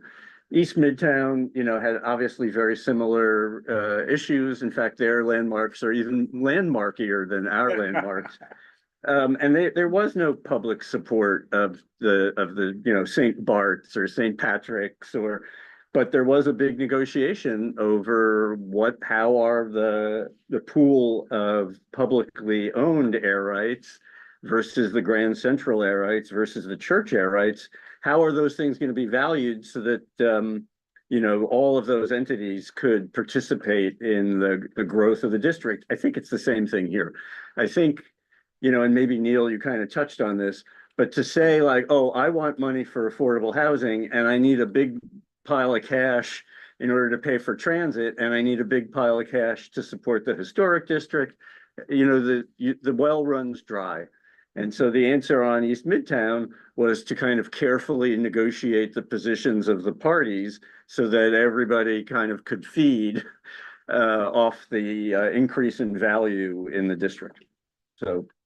Okay, so let's go to the mixed use. So there are a couple of issues of how the zoning works. We'll look at the map in a second, but all of these zones have a split between commercial floor area and residential floor area. You'll see they're like 12 and 15, there's a 12 and 18.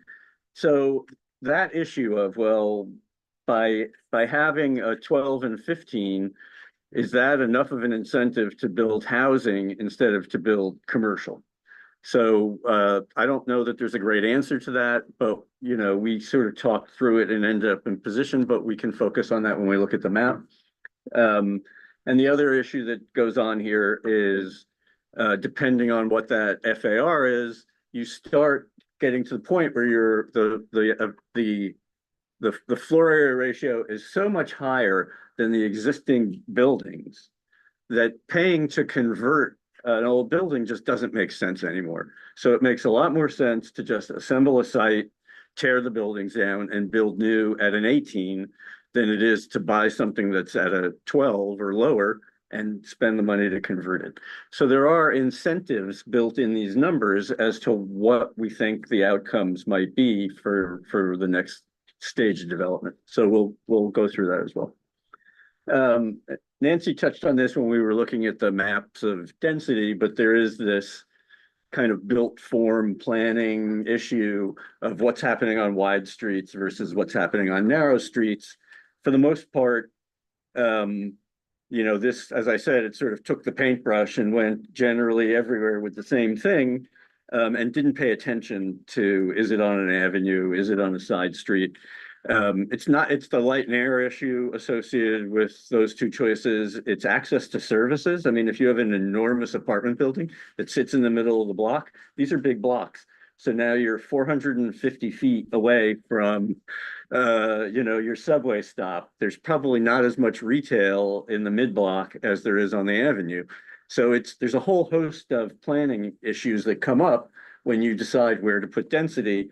And this plan, for the most part, kind of spread it everywhere, except that we do have these anomalies where, like the Northeast zone is entirely mid-block, and its density is higher than the density of the avenue zoning that exists today. Well, and it's best practices to have the taller, more dense buildings on the avenues, the wider streets, the wider avenues, and the lower density mid-block on the narrow streets. Yep. So it's just best practices of urban design. And this is.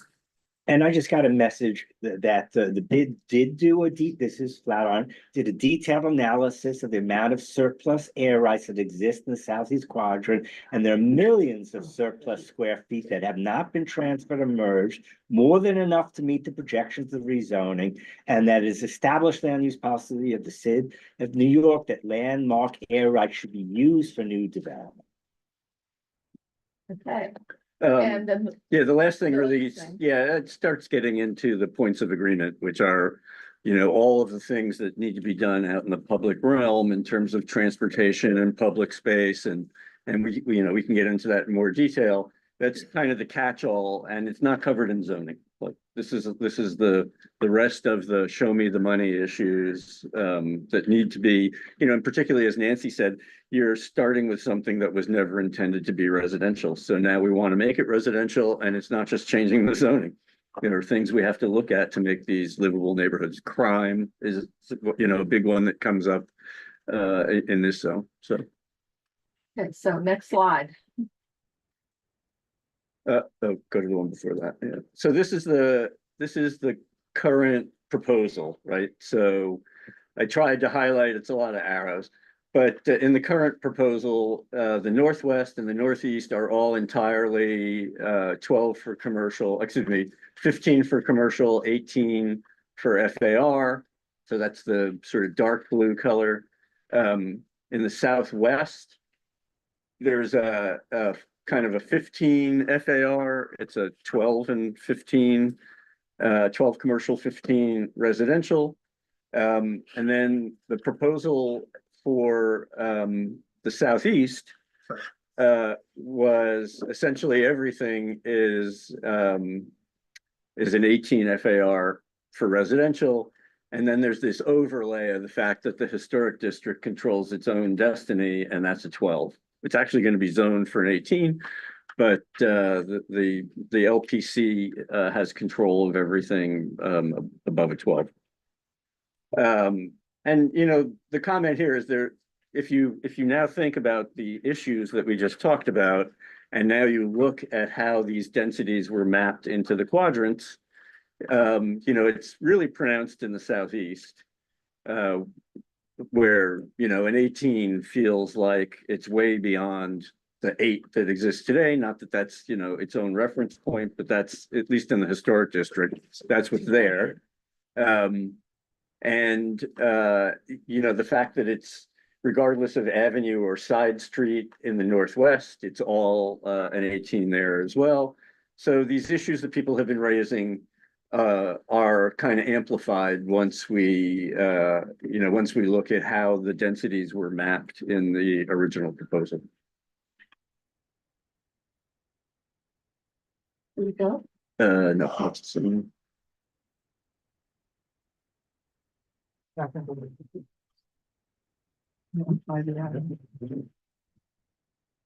Yeah. So this was our cut at trying to deal with these issues. And part of the point I want to make here is that I know there've been calls for, let's just do everything as an 18, we need more housing. I mean, I get that, but it's also like being a single issue voter. When you delve into these other issues of, you know, what's happening with the transit bonus, what's happening with open space bonuses, you know, what does it mean to cut the historic districts out of the math, which again has not happened in other rezonings. You know, all of these issues start layering into and was pushing us in a direction of, you know, where is the right level of aggression on this? How far can we go in producing housing while trying to balance it against these other concerns that were raised? So this was our stab at doing that. And I'll start in the northwest. That's, you know, the item number 1. You can see we've introduced a kind of lighter blue. So the idea here is that on the avenues, you're at this 15 for commercial, 18 for residential. But in the mid-block, you're at the 12 and 15. So you're still at a 15 for residential. We've only dropped it from 18 to 15, but at least it's an attempt to kind of start balancing out, you know, what gets converted and what gets demolished, what's on the avenue, what's in the mid-block. And part of what we looked at was how big are the buildings that exist today, particularly on 7th and 8th Avenues. And there are a lot of like 225-foot deep buildings and, you know, close to that. And so our proposal was that the 18 FAR would be quite wide, 200 feet in from the avenue. We're helped by the fact that these are 950-foot blocks. So you take 200 feet off, and you still have 550 feet of 15 FAR in the mid-block. And you also accommodate almost all of the existing buildings in the 18 FAR. So that's the, is a question? Or? Yeah. So on that mid-block point. Yeah. I understand it. It makes sense. Why are we only like, why do we not apply that to the northeast block? Well, we can get there. Yeah, Sorry, we'll get there. don't get ahead. Sorry. Yeah, I'll do that one next. See what it says. Pace yourself. Yeah. We're doing that. And hydrate. And hydrate. Drink some water. He has a quick So the Northeast, you know, we went back and forth on this. There were 2 issues. Issue number 1 is that the avenues are not in this rezoning, and they're already at kind of an 18. Then we looked at what else surrounds the Northeast, and it's just dense everywhere. And so the question was, if you're going to support an 18, where would you support it? And you're like, yeah, you know, I can see a case for supporting the northeast quadrant. We didn't get any complaints there because nobody lives there. So, But they will. soon. you know, we said, and I have to say, like, politically also, it was a big push in Albany to get these 15 and 18 FAR zones approved. It took decades. And to walk away from it and say, yeah, okay, well, it might make sense there, but we're just against an 18 FAR or whatever. We didn't think it was politically supportable. So we said, if you're going to put density anywhere, we would put it in a place that's already surrounded by high density. These uses are consistent. You're not displacing a lot of people because nobody's there anyway. You still have the conversion issue, I suppose. It's a high, you may see more demolition in the Northeast than you would see conversion because of the gap. I forget what that was. I think that was like an 11 FAR existing, and you're taking it to an 18. So there are some issues there, but we also felt like this would be a place for density. Yeah, sorry. What is going on in that little corner of the southwest? Well, We're not there yet. I'll do that next. You're getting ahead of us. You can't do that. So the Southwest is kind of a complicated situation because you have this low-rise district, to the west and to the south. You have this rezoning that was done up in the kind of upper left-hand corner. And so you've got a bunch of new construction that's there that we can't put out of compliance by rezoning them. And so that's why you see kind of this higher density R12 at the northern end. You also have the GPP plan, the Penn Station area, state-sponsored plan. Those densities are very high.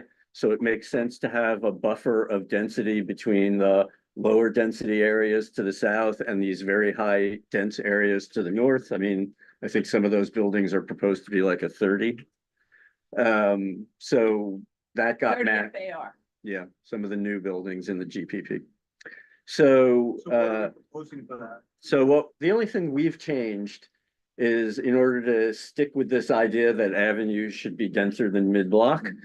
Here, the avenue is actually part of the MSMX rezoning, but that was set at the same lower density level as the mid-block. So we said, all right, let's upgrade its 4 block fronts from 25th to 29th, 100 feet deep, and we'll make them the 15 to 18 FAR. And then that FAR will drop in the mid-block to a 12 and 15, if you follow that. Do you want me to point to it on the screen or you? Yes, please. Okay. Okay. The three. I actually had a pointer. Okay. You got it. So on the avenue, that is not for the It's on the avenue. Well, here I can. On the east side, yes. Yeah. Yeah, it's only on the east side of the avenue, because there's no zoning happening in this area. This But is staying the way it is. And that's north of it, and And this FIT is just south of that. And FIT is low rise and everything down here is pretty low rise. So yeah, so the issue is when you get north of here, this is Penn Station and Madison Square Garden. This is all the GPP. So this is extremely dense, denser than anything we're talking about. And so this acts as the, kind of intermediary between these densities and these densities. And we're okay with that. Yeah, and then this was the original DCP proposal. This is a 12 and 15, which I kind of indicated with this arrow. So this is a 12 and 15, and it used to run all the way to the avenue. So we came in and said, let's be consistent with what we're doing here. And let's Higher make density on this the avenue. a higher density on the avenue. But wasn't the DCP proposing a lower FAR for the area that abuts West Chelsea that they said that it was because the FAR gradually tapered lower to the west side. This was the DCP. Yeah, well, this is the Oh, DCP is 12 and 15, 12 for commercial, 15 for residential. Yeah, my bad. What we tried to do was to have the higher density where it really worked. We just moved it around a little bit. We split it up a little bit more. So we're proposing a higher FAR than the DCP came in. Yes, Yeah. oh, there we are, yeah. I think we were paying for our sins Yes. for, taking down the And we mid-block. negotiated with ourselves. We're trying to come up with something that, and also that everyone else could buy into with us too. We are working toward consensus. More pointy. We are. Okay. Question. Yeah, I just Samir. want to clarify, make sure. So for all the avenues, I think we said 200 feet. This is 100 just because of how the zone works there already. I see, okay. So that's 100 and these are 200. Okay. And actually all of these are 200. Got it. And that's like a. And the northeast one, we just said fine. Okay. It's okay. Yeah. You can build as tall as you want. Thank you. No one lives there. There aren't any Um, historic properties, very few historic properties. And then, we tried to address the issues in the southeast. The Flatiron Nomad concept was to keep it at a 12. We didn't think that was gonna fly. So we took it down to the 15. And as I said, I mean, it actually would apply to the whole thing, but LPC would have the override, as I understand it, for the historic district. So what you can see from this is that we believe that each quadrant is its own neighborhood and its own character of different heights of buildings, different densities, and that the zoning should reflect that. It shouldn't be cream cheese on a bagel, where it's all the same. A schmear, it shouldn't be a schmear, okay? So that's, okay, so questions? Miles? Can you explain a little bit more why you didn't use the same reasoning as you did in the northeast quadrant to the northwest quadrant? Because the northwest quadrant has even less residents. Could you go back? Because the the northwest quadrant has avenues included in the district, and the northeast does not. So we were trying to say, we wanted to have lower density mid-block because there are lower density buildings. In the northeast, they're all tall buildings. They're all very high density buildings. Yeah, if you want to see it's the chart that's a little earlier that Oh, you shows want me you to what go the back? densities are. Yeah, we can do that. And hands back this way, yeah. Okay, Uh, so there. Oh, no, you keep begin to see. coming forward.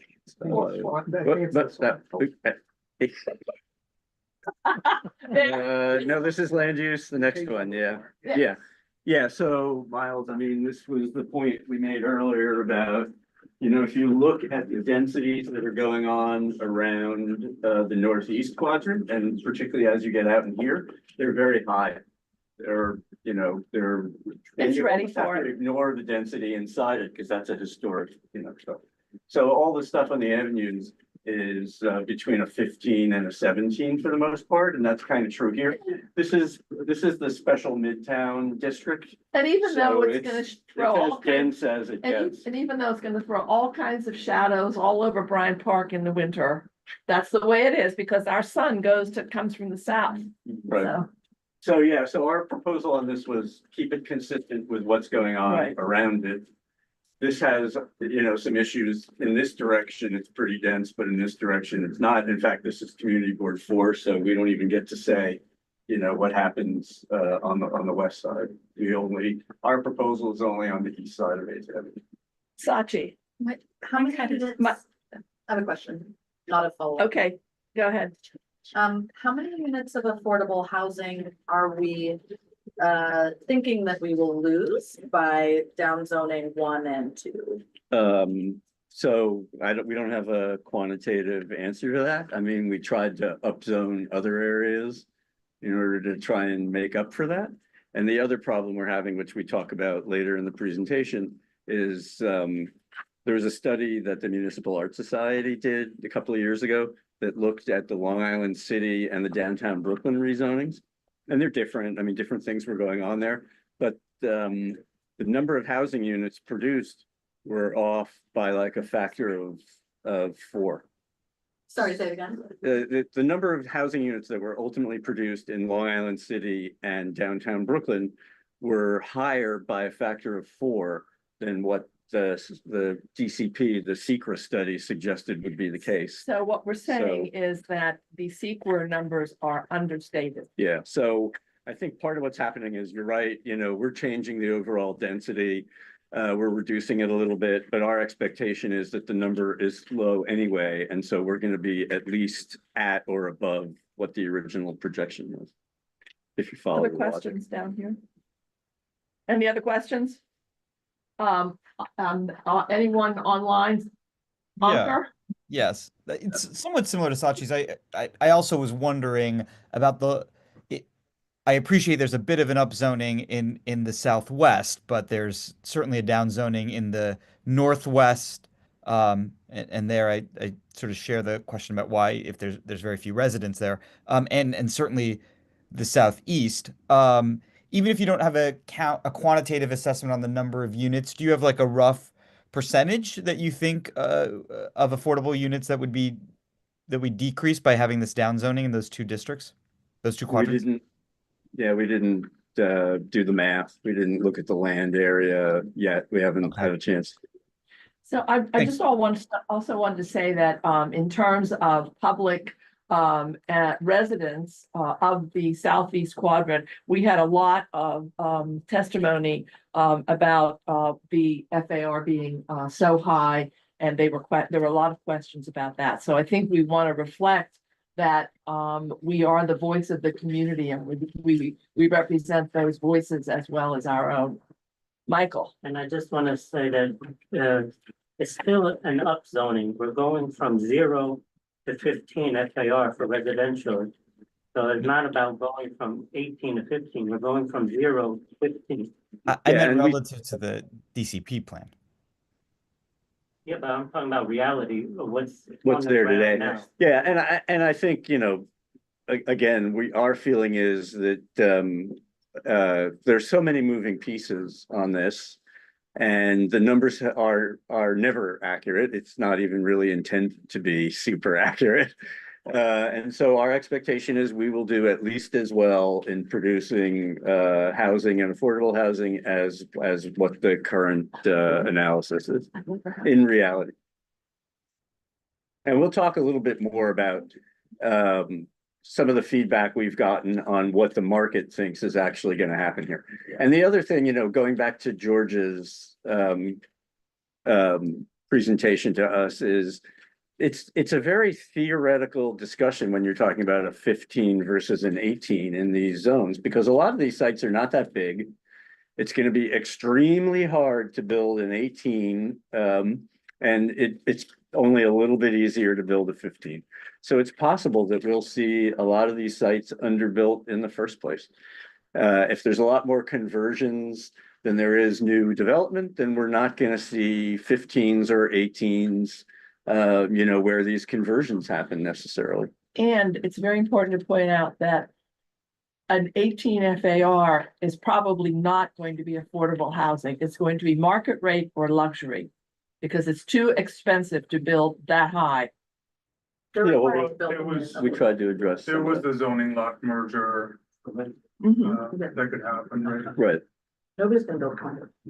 Yeah, I just want to clarify that any building that is done in these areas after new zoning has to have affordable housing. Yeah. Legally. Yeah. It might be in a separate building, but it will still have that percentage of affordable housing. Okay, we can skip. And then also, Okay, let's go. and in this conversions too, the concern can be demolition versus development. Yeah, well, it's basically conversion. Yes. Or demolition and Exactly. new development.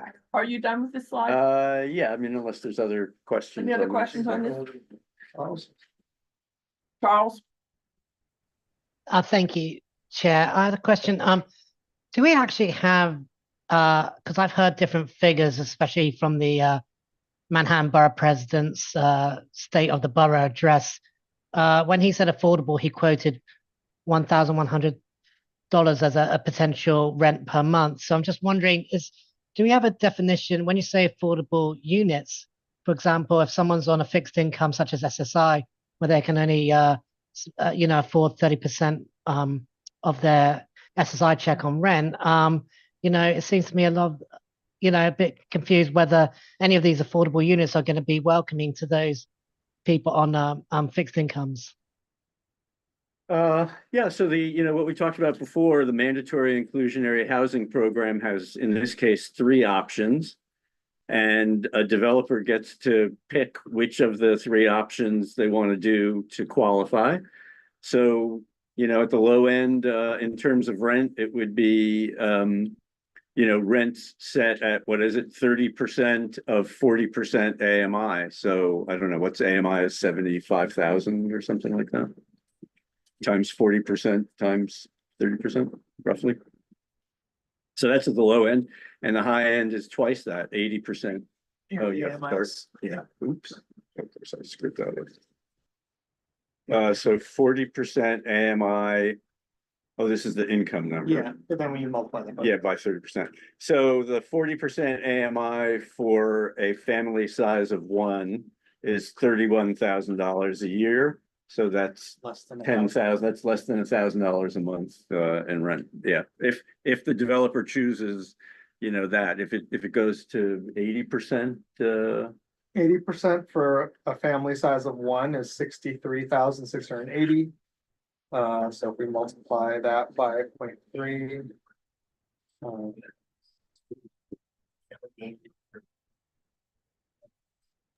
I pay $285 a month. So it'd be $1,575. Yeah. And it's fair to point out that's well above many people's SSR. Well, then there's also voucher program, Yes, right, which is in grave danger. which we could negotiate with the city to fully fund. Okay, so are we Okay. done with this? Yep. I just wanted to compare, there are other groups out there. We're not the only voice. We might be the voice of the community, the beating heart of Manhattan. But there are a lot of other groups. The Flatiron Nomad group, regardless of what we do, is going to put forward, their view of the world. And so in searching around for like who had really well, thought through programs, we came up with this Manhattan Institute. So they're kind of a libertarian, urban think tank, and interestingly, what they came up with, there's their analysis, and if you're interested, we can send you the link and you can read it. But their analysis revolved around economic feasibility, given the tax programs that were created last year, the 485 and the 469, the conversion tax credit.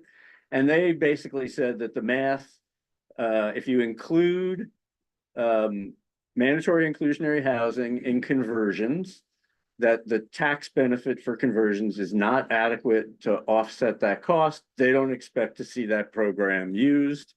And so their proposal was take MIH out of conversions. Now, I mean, there are actually a number of large projects that are now moving forward, particularly downtown, with MIH and with the tax break. So, I don't know. That's where they were coming from. They really restricted the 18 FAR. It's the Northeast, as we are, is all 18 FAR. They restricted the 18 FAR only to the avenues, kind of everywhere else.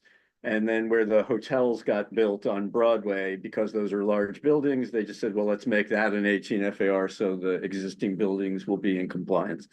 And everything else is in green, and really everything else is a 12 FAR. So they don't have a 15 in their program. They said 18 on the avenues and in the Northeast and 12 everywhere else. So this, I'm sure, this paper has been around. I'm sure it's a discussion topic as the process moves forward. But they staked out a much more conservative space than we did. I'm sure you can go to their website and I'm sure it'll be there. I think we also have it on our website as well. Yep. Okay, any questions on this? Anybody? Okay. Okay. Go to the next slide. So this is just getting a little more into the weeds.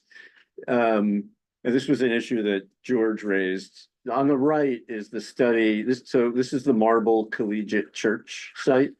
And it's a pretty big assemblage. And so it gets above 1.5 acres of land area, so it's considered a large site. And under city of yes, a large site doesn't need a rear yard. So you could have a tower built in the middle of the block the way this is. And I cut out all the references to height because that's not really what we're talking about. But it is a mid-block tower and it's a unitary tower. It just rises all the way up without a setback. And I'm showing on the left, this is actually one of the projects that was built in the M16D on 28th Street. And that has a rear yard requirement. And so what you see are two equal sized towers with a garden in the middle. So on the left, you can see the two equal sized towers. And on the right, you can see the garden that separates the two towers. And it would be the equivalent of, I think, sort of a 50 or 60 story tower if it didn't have the rear yard requirement. But because it does, you get to 30 floor towers with the garden in the middle. And, it works well for rental. And if that's what we expect, and we'll talk about this more, but if we expect most of this because of MIH to be rental, then this is a form that works well for rental and avoids these big mid-block towers. Samir, Do you know how many acres that site on the left is? I don't know if it was a large site, it predated all that. Great. Yeah. anybody else questions on this? Questions online? So, I mean, but to answer part of your question, below the 1.5 acres, you're obligated to have a rear yard. It's just how much of a rear yard depends on the height of the building. In our case, I think the break is at 75. So at 75 feet or higher, each of those buildings needs a 30-foot rear yard. And so that creates this 60-foot space that you see in the middle of the block. So that's what they were complying with at the time. Do you know what the address is? I'll look up. Yeah, it's like 243 West 28th. It's called the Ruby. That's between 7th and 8th. Between 7th and 8th. On Right, 28th. it faces FIT. Faces it. Mhm. So it's just north of it. Yeah. Okay, Yeah. any questions? Any more questions? So anyway, our recommendation is keep the rear yard for large sites so that we get what's on the left and not what's on the right. And the reason is that the large site exemption waiver, whatever you call it, was really for campuses of buildings like NYCHA campuses or Peter Cooper Village, where there are large areas of land. The infill. Not these street bound sites mid-block. The campus infill is what they do. Yes, but that's not this, we don't have any campuses. Sachi has. a So we question. don't expect that this would impact FAR that would be built. It would just be how it's built. Right. Yes, Thanks. This one, it's up 0.67 acres. Oh, okay. Yeah. It's what? 0.67. Yeah. I mean, I just showed the picture for Yeah. form. Yeah. But also, when you say a 1 acre lot, you can combine lots and then stack all of this FAR plus the 18 onto one segment of the 1.5 acre. Yeah, I mean, the picture on the right is the real world example of what happens if you assemble the rest of the block next to Marble Collegiate. This is what you'd end up with. And while we don't care, some people don't care about height, that red line is the height of 1,000 feet. 262 Fifth Avenue. Right. So it'll be taller than that one. Okay. So the last slide is, this question of public realm and mitigation. So the blue box is from the DEIS. These are the significant adverse impacts, which are unmitigated. So they identified these things, in the process of the EIS. And they said, but there's no mitigation. There are actually a lot of items that we thought needed mitigation that the formula said, well, they don't need mitigation at all. This doesn't even say that. This says, oh yeah, they need to be mitigated, but we don't have a proposal for how they should be mitigated. And we're not funding and we don't do that. Right. And we don't do windows. Exactly. So, on the right, you see the Z is if it's a zoning issue and or solution, and the M is if it's a mitigation issue. And so this starts to get into the discussion of, zoning is stuff that we're pushing forward with DCP now. And the points of agreement is where we pick up the kind of monetary, the other M, the monetary mitigation for some of these other issues. So just walking, quickly through this, the open space issue, on the one hand, we can sort of push the POPs issue through zoning, but we've tried to address part of the open space issue on the monetary side by saying fund Broadway vision all the way through this district on Broadway. Let's at least, T&E and the board approved the Broadway vision plan for 38th to 40th Street. So that's moving forward. And I forget the number, maybe you remember, it was like $10 million a block or something like that. So I think there are 17 blocks that would have to be addressed by this. Okay, ching, that's $170 million that we need in order to make Broadway vision a reality, all the way from Madison Square, up to Greeley, and including the redevelopment of Greeley and Herald Squares. So yeah, I just want to make a point that in the T&E meeting that we had, we did submit some ideas, some requests that we would want to see attached to any approval for rezoning. One of those did include a way to potentially generate funds for public realm improvements. So hopefully we have at least part of that sorted from that discussion that we will vote on at the full board on April 10th. So there was some initial pushback from talking to some of the electeds about the fact this is expensive. And my point to them was, we understand that we don't need it all immediately. Put it in the plan, have the funding there. We will wait for you to do it block by block, but we want this to be in there so that it's in future planning as we go forward. I mean, that's what city planning is all about, and we're a city planning board. But that's a good point. Like, it is expensive for the city, so we need a balance of public-private partnership with city-funded projects. That's why the POPs are important. Yep. And just to Samia's point, I mean, this is where every single committee on our board comes into play. Every single committee should be coming into play on all of this. Other questions? Is there no remediation for the fact that we think that the transportation development bonus is not going to get taken up, or the open space bonus is not going to get taken up within zoning? No, not within zoning. I mean, the answer that we've been talking about there is, at the increment, we might have helped things by going down to a 15 instead of an 18. Maybe somebody will want to buy above that. But otherwise, it's to use kind of the public realm fund idea that was in East Midtown, which is not in zoning. That's a points of agreement kind of issue. Can you talk about the POPs, the zoning for the POPs? Yeah, I think we ended up putting that in the points of agreement though, right? Or did we move it back? But the idea is I think we had that you should be obligated to build POPs on bigger sites. Yeah, but what's in the zoning? What's in the proposed zoning right now? The only thing is the bonus for the covered pedestrian arcade. And they get 6 square feet for every 1 square feet they provide or something like that.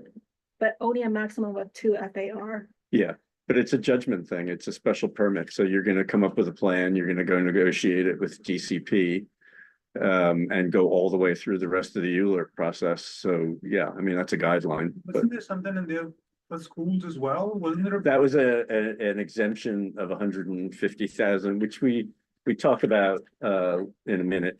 But there's an exemption of 150,000 square feet of floor area if you build a school.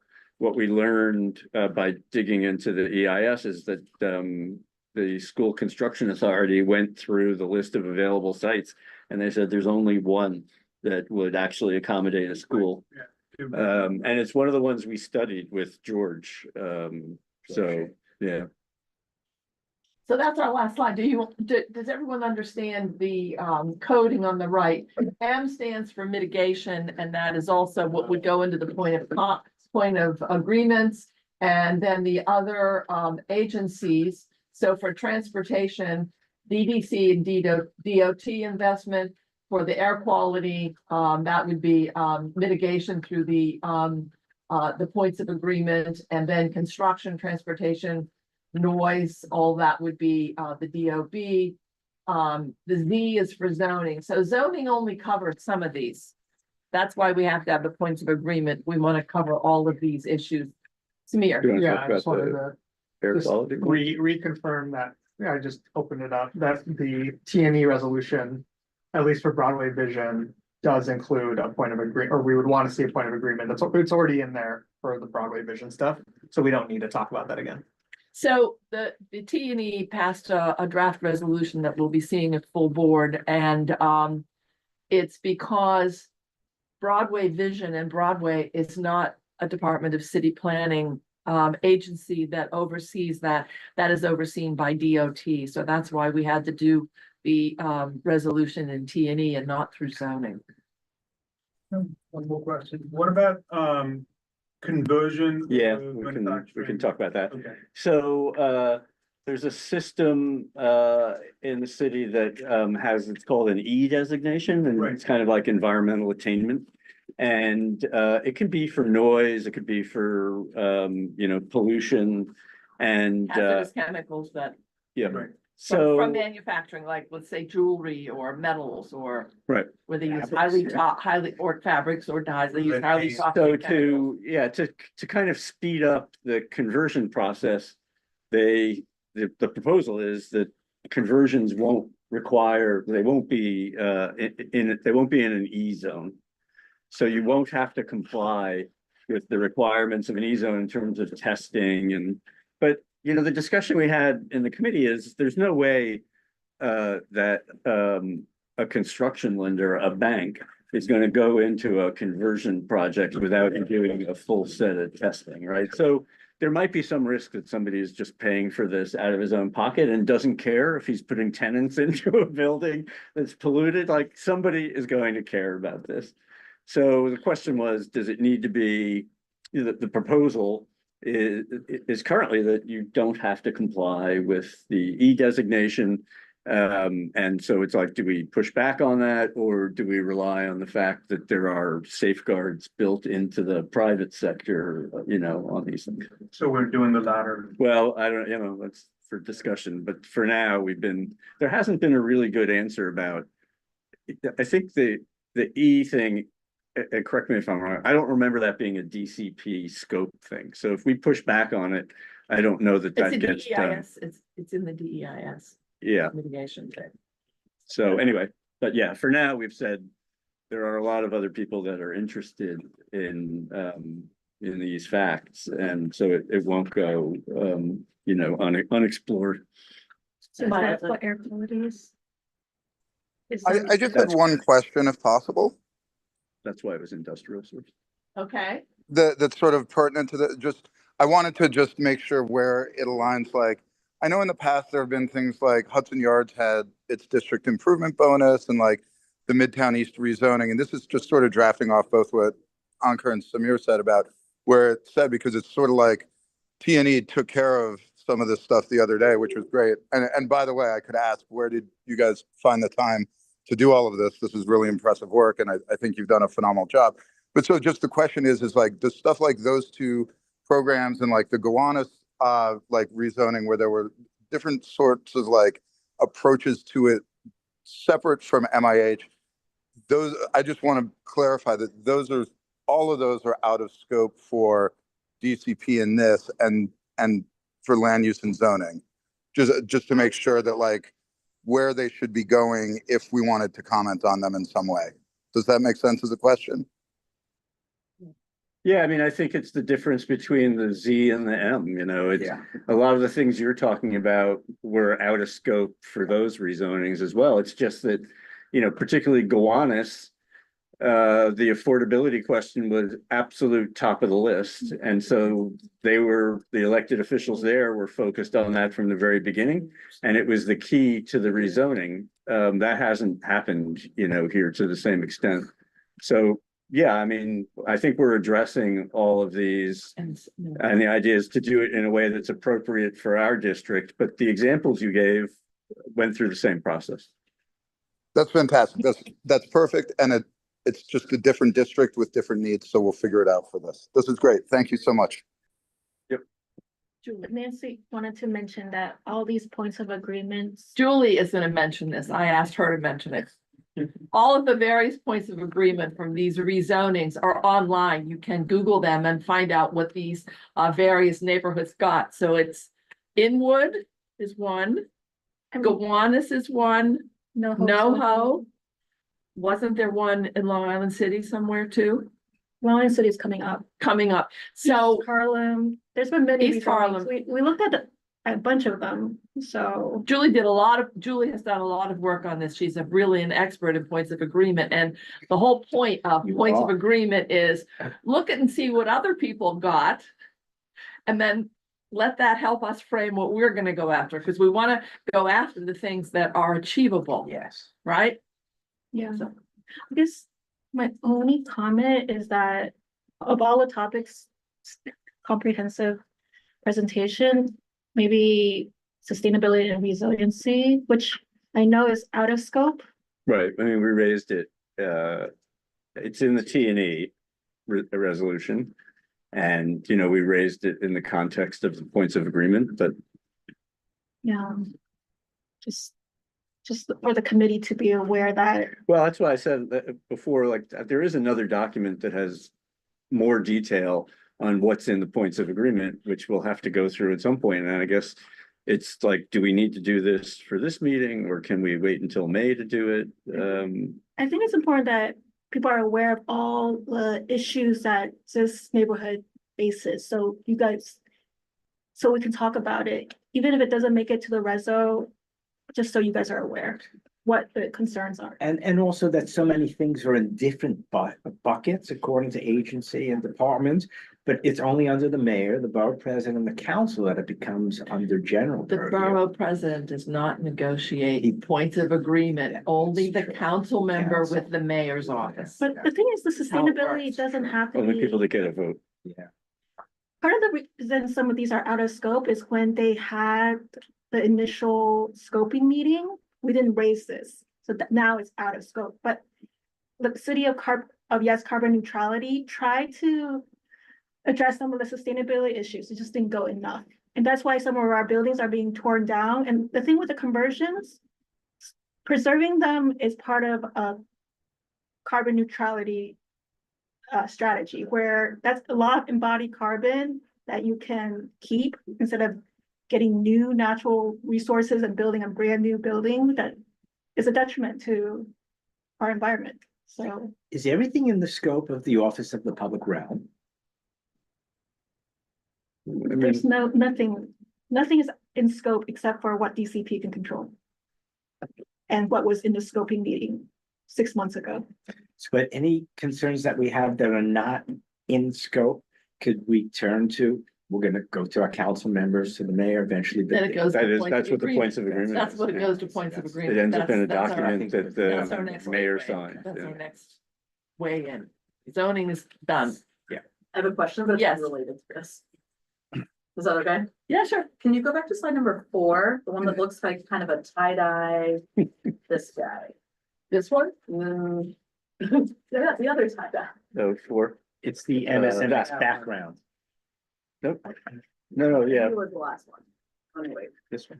Yeah, where it says the 50% is in historical district. I know, I was there. Yeah. That one, yeah. Um, This is the density slide. If folks are looking at this and we're looking at the northwest and we're saying that we're going to exempt the mid blocks from, we're going to cap the mid blocks at 15. I think, like, would it be accurate to say that if we look at the avenues, 8th, 7th, and Broadway, that those majority already 17.5. So. Yeah, I mean, everything you see in yellow along here and here, these are all almost at the 18 as existing old, you know, 100-year-old buildings. So you still want to change the zoning for what might happen in the future. But yeah, so all of this, it becomes 18, which is kind of consistent, and the depth too, you know, here. And I think this was a building that was like 225 feet deep. So by making it a 200-foot zone, you can pick up all of the existing buildings, the same thing along here. So yeah, and look, the part of what goes on by mapping this as a 15 is if you look over here, most of them are a little bit less than that, right? I mean, they're tens. Like what was the average here? 13, so yeah, so they're probably tens in the middle and 15, 17s on the outside. So the idea is that at a 15, you have a fighting chance that somebody's going to take a existing building and convert it instead of tearing it down, which they would definitely do at an 18. So I guess my question, like, looking at this map, it seems like the zoning that we're proposing is just legalizing basically what's already there. I think it's higher in the mid-block. But it's adding the residential use, which wasn't there. Keep in mind, you can't do any Yeah. residential right now. 0. I think we're So taking we're the adding mid-block residential from 10 to a 15. use. And we can't go any higher than 18. That just happens to be what got built on the avenue. So. Right.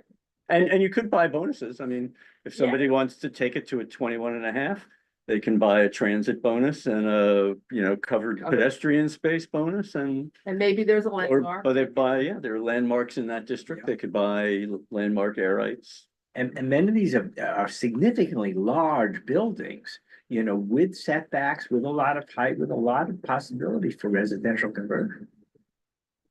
Michael. Can I just point out also, I know we mostly focus on housing and I'm all for the housing. I just want to focus on that they're also proposing to upzone the commercial portion of this zone too. So the going from 10 to 15 commercial Flip in the forward to northwest and in the northeast. There? Nope, keep going to the, our proposed zoning. And yeah. going from 10 to 12 in the. No, the other direction, yeah. Keep going, next, there you go, yeah. I just want, it's not only the housing we also Yeah. have to look at, we also have to look at the manufacturing commercial tower. And we also had something about hotels too, didn't we? Well, we have another document that gets into the next level Right, of the next detail level. on the zoning piece. I I don't mean, know if David's there. I but, actually think thank you, that would be David. a good basis for the resolution if you wanted to work with that. Yeah. Yeah, but I mean, look, to Michael's point, I think most of what exists as commercial building is pretty close to a 10 today. So that's being taken up to a 12 or a 15. But I think you and I had this conversation, like the class AAA brand new office space business is actually not in bad shape. That's what's leasing. And so, this is particularly the Northeast quadrant is really accessible, kind of within capture of Grand Central. And so it's possible that you could see, large office buildings happening in the Northeast quadrant. It makes total sense. They're not avenue frontage. But The north.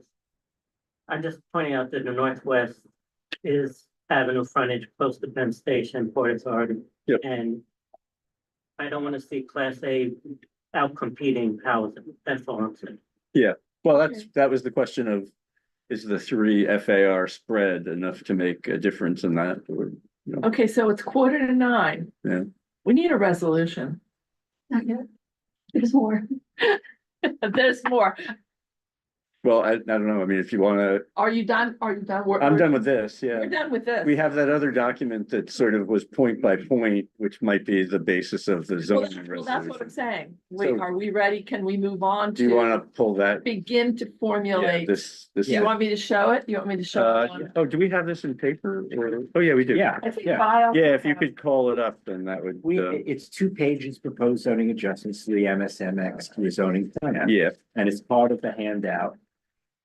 So we've talked about most of this, but not all of it. But these are not points of agreement, right? These are. No, this is Right. just the zoning comments. Are we going to address the points of agreement? I think we should. Well, then we need to come up with pick a document. Yeah, I mean, no, I can go through it, but Do we Okay. want let's to go do through this? this first. Let's do What- David. Yeah, let's do, everybody has this and we can put it Okay, up on the screen, the I can proposed put it zoning on the adjustments. screen. Can you help with that? Yeah. Okay, so Because we covered most of it, there's just a stop few there. pieces. That's And it. this is what you would think to And use as a now basis for a the resident. chair, Yeah, I picked Yeah. this and for the zoning piece of the resident. Yeah. The zoning piece of the resident. Yeah.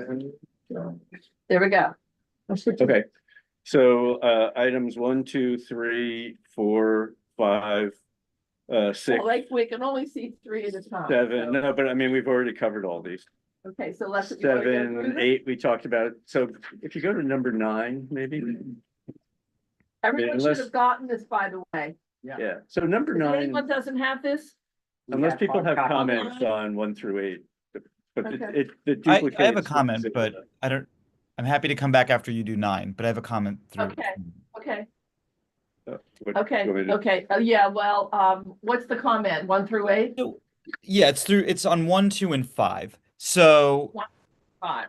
Y- Okay, so let me and I'm go making back. this comment at this level of specificity because David, I think I heard you say you think this will be the basis for the reso.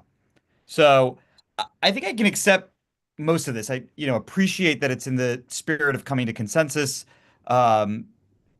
You have downzoned versus the DCP proposal in many parts of the quadrants. I think you noted you're not sure how many affordable homes we'd lose from that downzoning. To Sachi's point earlier, you're sort of matching the existing zoning, although changing the use to residential and doing some. Yeah, but I don't agree. I think we're increasing the existing zoning by 50%. We're going from a 10 mid-block in the northwest. I was going to say mid-block. You're increasing. You're matching it on the avenues in the northwest. Right, because we don't have a tool that goes higher than that, other than buying zoning bonuses and. Sure. And I don't mean to cut you off, but in the southeast where this issue comes up, the fact that you're knocking it down to a 15 also means that the TDRs come into play in the It's gonna go south back part, up. and they could just go back up again. Yeah. So We want to I create hear that you. marker. So no, I'm trying to get to yes. I can Yeah, support this, but I'd be yes. curious if you're open to a proviso, particularly on the northwest, where I think Miles made the point earlier that this one has a lot of similarities with the northeast and not a lot of existing residents. So maybe there's some more openness with that one. A proviso that says that the condition would only apply if DCP concludes that the application of that downzoning is not anticipated to reduce the number of income restricted units by more reasonably think expected to be so. generated by more than like 2.5%. I won't Yeah, provide a number because I know the numbers are controversial, but I'll do a percentage. And if DCP concludes, like, you know what, we can get you this, and we won't cut the number of affordable units by more than 2.5 or 5%, then it's fine. Yeah, I don't think because they only have one methodology. So Fine, but they under their can't. methodology. Yeah, but they can't look at TDRs, they can't do any of that. So honestly, on that basis, it's probably meaningful, I don't know what that is, but it's probably a meaningful reduction the way they do it, because they don't look at any of the other things that we've been talking about. They don't look at what happens to TDRs when you reduce the base zoning, Or we could make that proviso to say that DCP or the council person in their estimation, or you could direct DCP to consider other factors. They're allowed to in a resolution. I guess I'm just concerned because we know we're down. Also you could start all of this off and say our goal is to achieve at least that number, if not higher. But this is where, we're only the start of the process, Ankur. So No, I know, but if I am uncomfortable in a housing crisis to vote for a downzoning for things like preserving view corridors to the Empire State Building. I am willing to compromise and say, yes, okay, fine, that's important. If views of the Empire State Building for people who live in the historic district on the southeast are important, which is what number 1 says, fine. But I would like to then put a guardrail on it because I don't want to lose too many affordable housing units by valuing these other things. So it could be 10%, and it could just be a reasonable estimation that the amount of units we would lose by downzoning isn't more than a percentage. It would go away. Anchor, can you suggest language? Because I think the way you're Sure, phrasing it. I had suggested. But let me just say, because you can't frame that we're going to lose something that we don't have, right? So if you can Relative suggest to the proposal. So yeah, I'll read you my proposal. That would be good. Provided this condition will only apply if DCP concludes its application is not anticipated to reduce the number of income restricted units reasonably expected to be generated by the Midtown South rezoning by more than X%. So versus what they propose, like if we really believe in affordable housing, And if it doesn't, then the southeast quadrant rezoning goes away and it reverts to an 18. I would only be comfortable agreeing to lower the density versus what DCP proposed to preserve the value of the TDRs and view corridors to the Empire State Building, which I just don't think is that important relative to homes for people, if the number of affordable units doesn't go down by more than whatever percent people are comfortable with, 10%. Well, I mean, they'll plug it into the same formula as before, so it'll definitely drop in their view. I mean, that's why we made the point that that's not really a great way of determining what actually happens. And we can direct them to use methodologies beyond just that. Right. Or account for some of the other things. Yeah, you can get it back up again. Well, particularly from a 15 to an 18, right? We might have to have a couple of areas of disagreement. Because maybe not everyone will, does everyone support what he's saying? Just to continue with the. No, because we're taking something that does not exist as of right use. We are taking a public good and we are transferring it to, so we're selling something that belongs to the public. So the idea that we're down zoning based on the DCP proposal is the incorrect way of framing it. And we need to get to something that's politically tenable for people to use and to execute. Can people, point of order? Sure. Can people please remember, only speak when you are recognized by the chair. Do not interrupt someone else who's speaking when they have the floor. Okay. So James, are you done with your comment? James?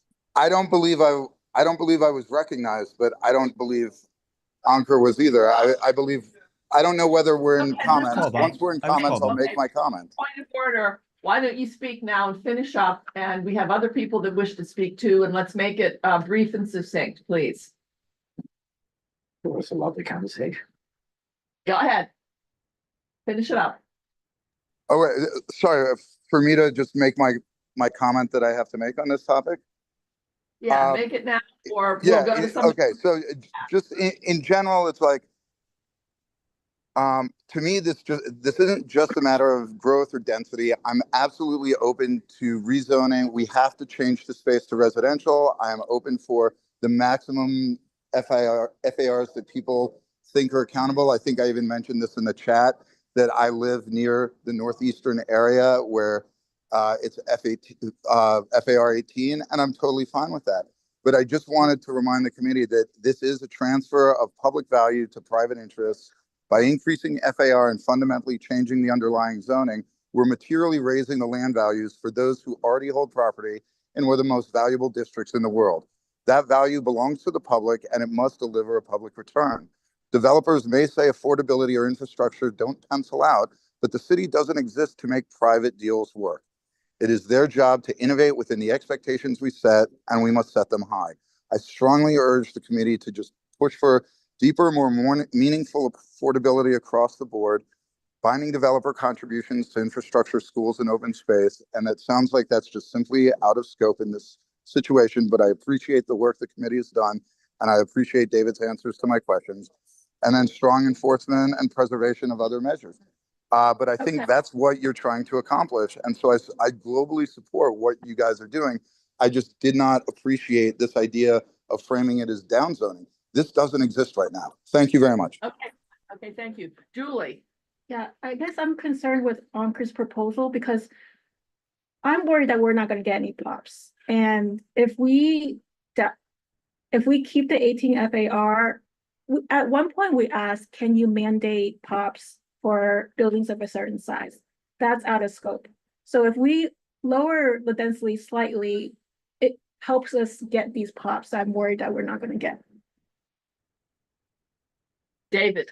Yeah, I mean, following up on that, I think Ankur, part of where you should get comfort from this is that you're going to get back to the 18. You can if you want to, So you can do it by acquiring TDRs, you can do it by acquiring the bonuses.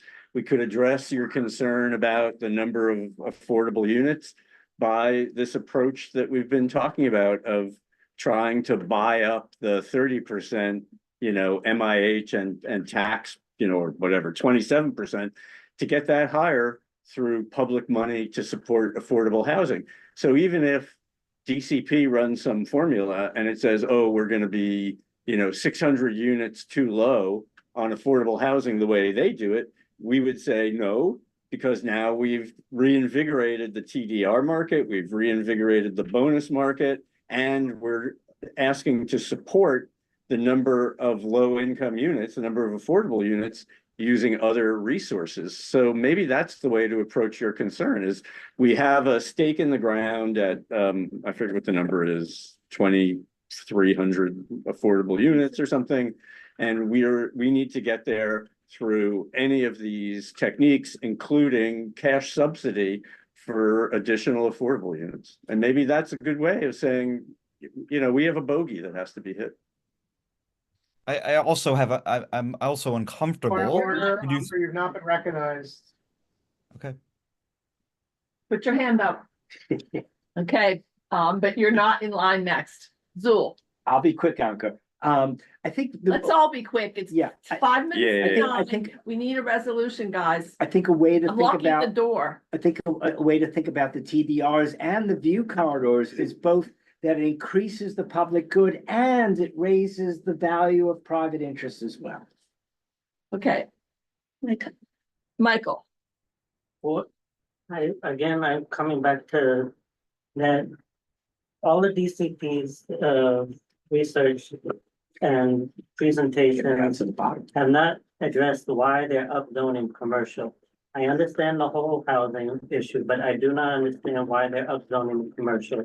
If they keep it at 10 and they want to do a bonus, we can get the transit, we can get open space, we can get things, but I don't understand why we need to upzone for commercial. Okay, so I'm gonna put a new restriction on what we say going forward. Whatever you say has to do with how we're gonna write this resolution, because it's almost 9 o'clock and we have nothing to go on yet. And we're losing time and we're all gonna fall asleep in about 10 minutes. So if it has something to do with specific resolution, you may speak. And we're almost out of donuts. We're almost out of donuts. Sachi, resolution. I would be for Anker's addition. I would vote for that. I would also vote for anything 2 through 14. Oh, sorry, no. Number 2 is the one that I don't like. The one is the one that I don't like, the Northwest one. That is the one that I can get behind, not upzoning, or I can get behind the lower FAR in the southeast. The Northwest is already very dense, and I think that the trade-off to me doesn't make sense to lose affordable units for potential affordable units, because the mid-block is already very dense. So I'd be for, that's mine. So Either I'm for Anker's proposal that. What numbers? Anker's proposal is to add a stipulation that. To where? To the very end that says like. Which one? 1, 2, 3, 4, 5? 15. He's trying to add 15. That is like, oh, all of this, if I'm understanding Anker's. No, Anker was addressing You've number not been 1. recognized. Please don't interrupt. Here's our proposal. This is all great, but only if we do not lose a certain proportion of affordable. Okay, so what we're doing now is we're working on talking about the resolution. We're trying to work off of this document. Right. Make your So I'm statement. either for Anker's proposal or for what? For what number is that? Adding a stipulation about not losing affordable units. Pro 1 through 14 We plus can't lose what we don't have.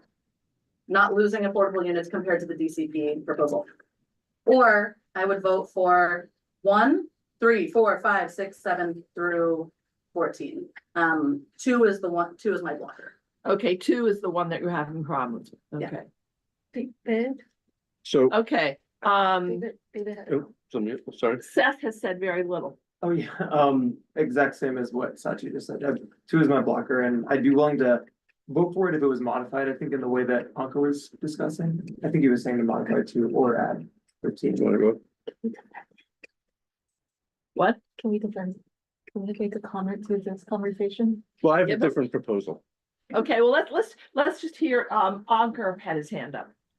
Thank you. We know you don't like number 2, Ankur. Is there anything else Yeah, you want to add? so while my proviso was more general, I'm happy to compromise, and I also had problems with 1 and 5, but happy to compromise and accept 1 and 5 as drafted. 2 is the one where I think, to the points that a lot of folks raised, we should try to keep that R12. And so I'd like to, keep So the you like Northwest everything, zone. you like everything but number 2, Yes. is what you're saying. Or alternatively, as I said before, we can do that proviso, but I take David's point. He's worried that if we put in a proviso that says, don't make these changes if it will reduce the number of income restricted units by more than some percentage, DCP is going to conclude that any of this will reduce the number of units. So Okay. it won't work. Okay, so before we do that, okay. I want to go around the room and ask everyone if they take everything 1 through 14, or what one do you not, is there any you don't like? Samir? I am fine with all of them. I have questions about 5. And that's it. Question about 5, okay, so, but Samir is fine with all, okay. Zool, I could pretty much go with all of it, but David has another proposal I'd like to hear, and I'd also like to hear Ankur's I just language on want 2. I don't know, you're not hearing anything, I want you to give me an idea right now. No change. No change, you're fine with everything? Yes. Okay, David, we're gonna come back to your proposal. Okay. Seth, you only have you were saying no to number 2. Myrtle, I'm fine with all of it. you're fine with all of it. Yeah. Chris, you're fine with everything? No, I think I'm on the same page. Okay. So Chris is no on number 2, everything else is fine. Sure.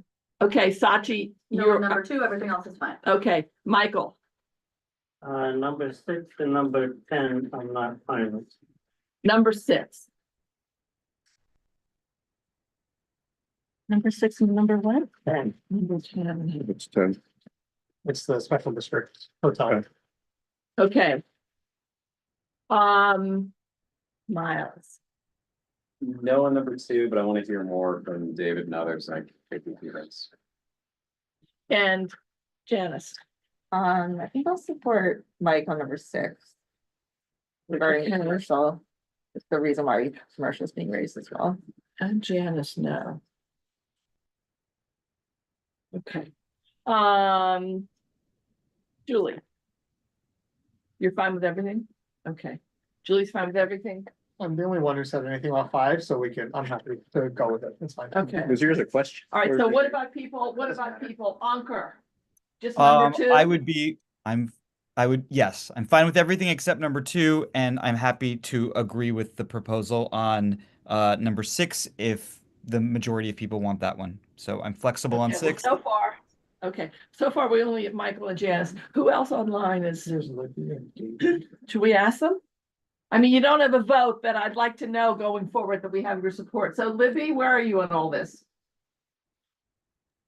I missed some of the debate. I had to take a call. But I definitely want to hear what David has to say. I do think that trying to preserve as much of the housing as possible while still trying to leverage other mechanisms to get some of the stuff that's outside of the scope of this is like sort of I want to focus on sort of threading that needle, but I don't have real problems. Okay. Okay, so Libby is no on number 2. Everything else is okay. David Shapiro. You have a thought?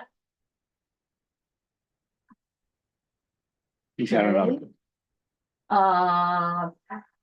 James Southworth.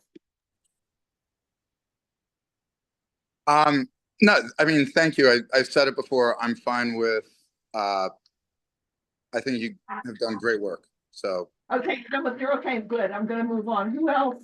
Yep. Who else do we have? Bradley, you're not voting, right? You're not gonna give us an idea of what you want. That's correct. Okay, and Charles, what about you? Are you okay with everything? I'm okay with everything. Well done, Chair. You're doing a great job. Okay, great. Okay, so, and I'm okay with everything. So this is fabulous. We have the start of, thank you. Good job, David. Yeah. So can I? Now, I just want to, so basically, it's number 2, number 6, and number 9, and number 10. But there are a few people that maybe, I'm sure we can convince Michael to change his mind. But let's talk about what you have for number 2. Dave. So what I would propose, so a couple of things. Let me answer first on Michael's issue on 6. I think the reason it's the way it is because the city would like to see newly developed class AAA office space in some of these locations. So, part of what we said here is that by pushing the 18s out to the avenue, and we're not the only ones that said it, you can get high class office space new in this district, which we haven't had in a long time. So to start reducing the commercial to something that's closer to what it is today means that we just don't get any new office space in this zone. I think it would be underutilized for that purpose. It's meant to be a mixed use zone. So I just want to say that Class A office space was already zoned for Hudson Yards and for East Midtown. And then we're cannibalizing our resources, and Hudson Yards, that Class A office space is supposed to subsidize the number 7 train extension. The East Midtown is supposed to subsidize open space and transit improvements in Grand Central. So I just don't understand why we want to put Class A here and maybe not even get any transit improvements here and worsen the economics in those 2 neighborhoods. I don't know. I mean, my expectation is that big buildings like that will buy the bonuses, they'll do the transit improvement because it helps build value for an office building, just like One Vanderbilt built their own subway station. So, my expectation is that you would see new office because it's near transit, because it's dense, because we're already, Hudson Yards is essentially built out. And we're seeing momentum shifting back to the east side. So, over time, the expectation is we're going to need to build large commercial space here as well, and not just housing. So anyway, that's my answer on 6. We can do rezoning for commercial later when that market is back. Right now, they're talking about 19% vacancy. Yeah, but not for the top of not for the new stuff. We need housing. I'm fine for the housing. It's just, there's no argument that we need commercial. Yeah, I don't, this was one that was hard to answer because, is a 3 FAR enough to convince people to be biased towards residential, but not biased against commercial? That's, it's a balancing act. I don't have a good answer. And I don't know that leaving it at a 10 is the right answer for that. Can we hear proposed language if there's a revision requested? You are not. I was not. Okay, Julie has. Can I'm sorry. No, keep going. Yeah. So, on the hospitality thing, I mean, I really wanted Michael's input. This is what he does for a living, but there's no question that we've killed off the new hotel development business with the special permit. And I was hoping that there is some change to that program that gets us new hotels, because that's a great use. That's a great conversion use. It's a great small footprint use. And if we don't have it, we're missing an important tool for the rezoning in this area. So, take a look at that language. If you have some idea that, I know what it was meant to accomplish. If we can still accomplish what its original goals were, but actually get some approvals for this, that would really help. Particularly this rezoning and the mid-block sites. And finally, the last thing is, I think rather than cherry picking where we think we went down in zoning and where we went up, and because the flows here are very complicated. But I would rather set the bogey of 2,700, no fewer than 2,700 affordable units. And if DCP runs math and says, well, it's 2,400 now, then our answer is, then you pay for 300 units. We're not accepting less than 2,700. That's what happened in Gowanus. They picked a number, 8,000 or whatever it was. And they said, that's what the affordable number has to be.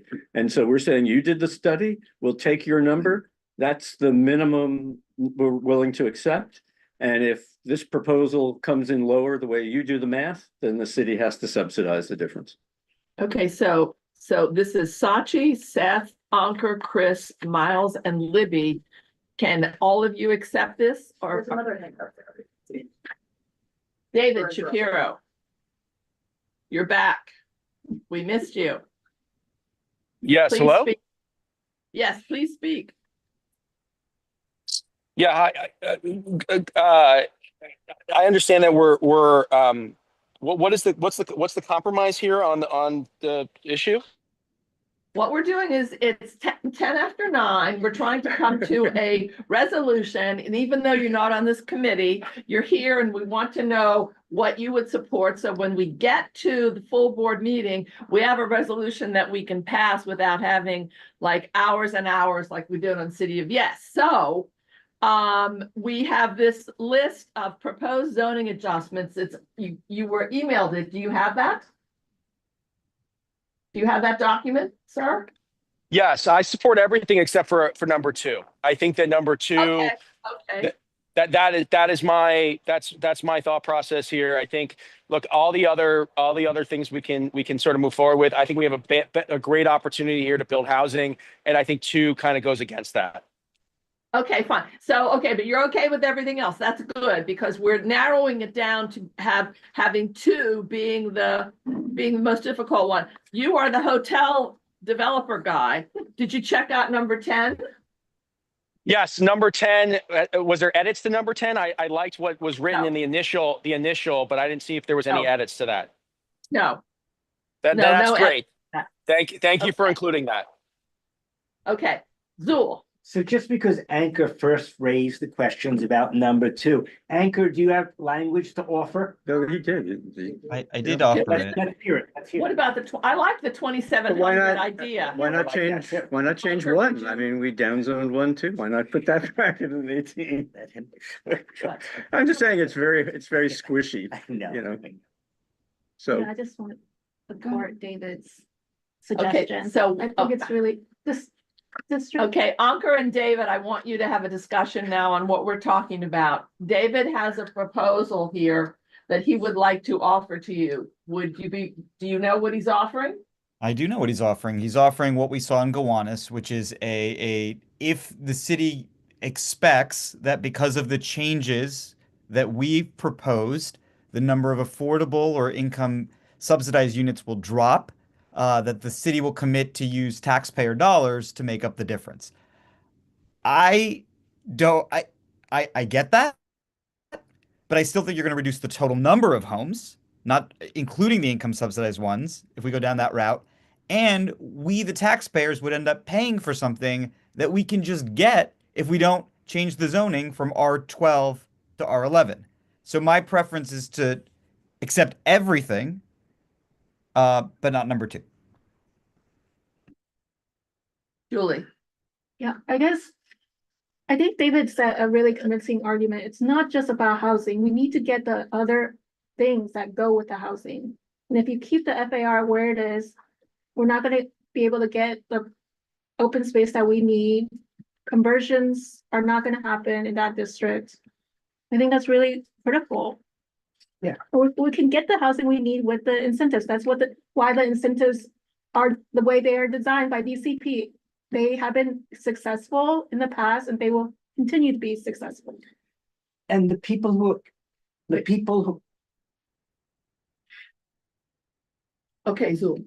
and the people who were saying we want this affordable housing for also want clean air. They also want light. They also want all the various values that are brought to the public by the landmarks, by the quality of the historic districts, by the existing neighborhoods. So it's not about, keeping or preventing gentrification. It's some very, very basic things that we're all entitled to. The most basic health, green space, infrastructure, all of this is essential. So the only thing I would ask for, and specifically to Anchor, if there is a specific language change to 2 that you could live with, I'd love to hear it. Okay, wait a minute, on Myrtle. To me, point number 2 is really about incentivizing conversions. Conversions are very expensive. Yeah. We don't see a lot of them. There has to be some provision in here that incentivizes them. That's what it boils down to. I mean, the rest of it is obviously important as well, but we have to tackle that issue somehow. So where are we on this? Did you have a I comment? think I think maybe Ankur's about to say this too, but I still would rather eliminate 2 rather than, even though I definitely see the value in the proposal. But I would prefer to eliminate 2. Janice? I mean, I'm in the camp. I really like what David suggested because it basically guarantees, the affordable units that we're worried about losing by, suggesting this change. I think it is really important to note, as others have mentioned, that, yes, we're asking for housing, but we also want all the other things too. And this is our way of trying to have it all, right? Because it's not like, oh, they can't go up the, FR. It's not like there's a barrier there. They can do it. They just have to, pay for transit and pay for open spaces. And Zul is right, like during the public hearing, people came and people who actually don't live in the district who want to move to the district, they noted how like transit rich it is here and everything. But just like imagine bringing all these people into our district and then not having the money to like improve our subway stations and have the public space for them to actually enjoy where they're living, right? Like what they're imagining right now, like they want to live in Midtown now, how it is. But as soon as we bring them in, it's going to change, right? So we also need to account for all those additional changes that having all this additional housing is going to bring. Okay, David Shapiro has his hand up again, and then Samir, I'm with you, Samir. Setting a bogey of 2,700, does that become number 15? David? Yeah, it's not a zoning thing. Shapiro? You there? Okay, Samir. Yeah, I respectfully, David, I don't actually think we should do that. Midtown is, as many people have said, some of the most expensive land in the country. Gowanus, you can put city money into, it's so much cheaper.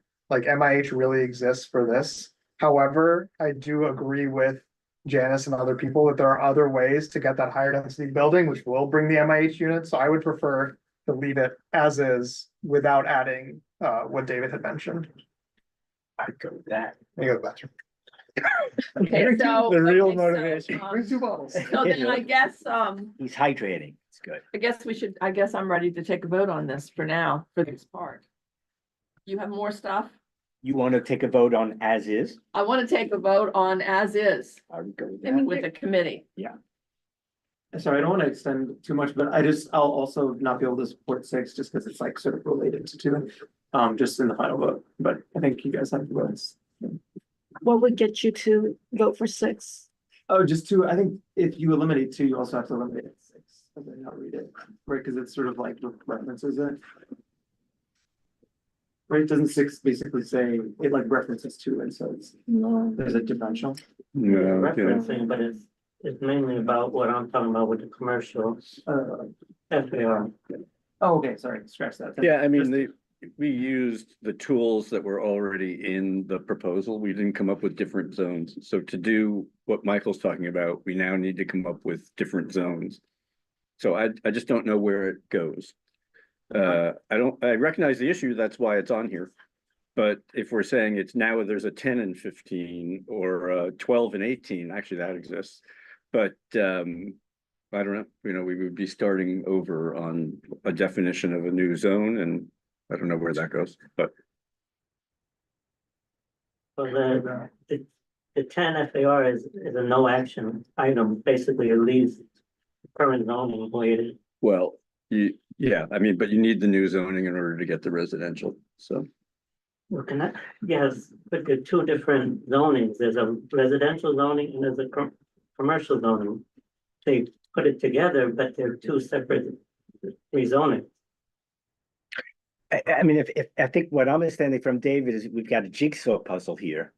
And we start changing little pieces and then it's not fitting any longer. We're going back to the 0. But if you have 10 FAR at commercial, that incentivizes conversion, because now you already at higher FARs for existing buildings. You don't have an incentive to demolish.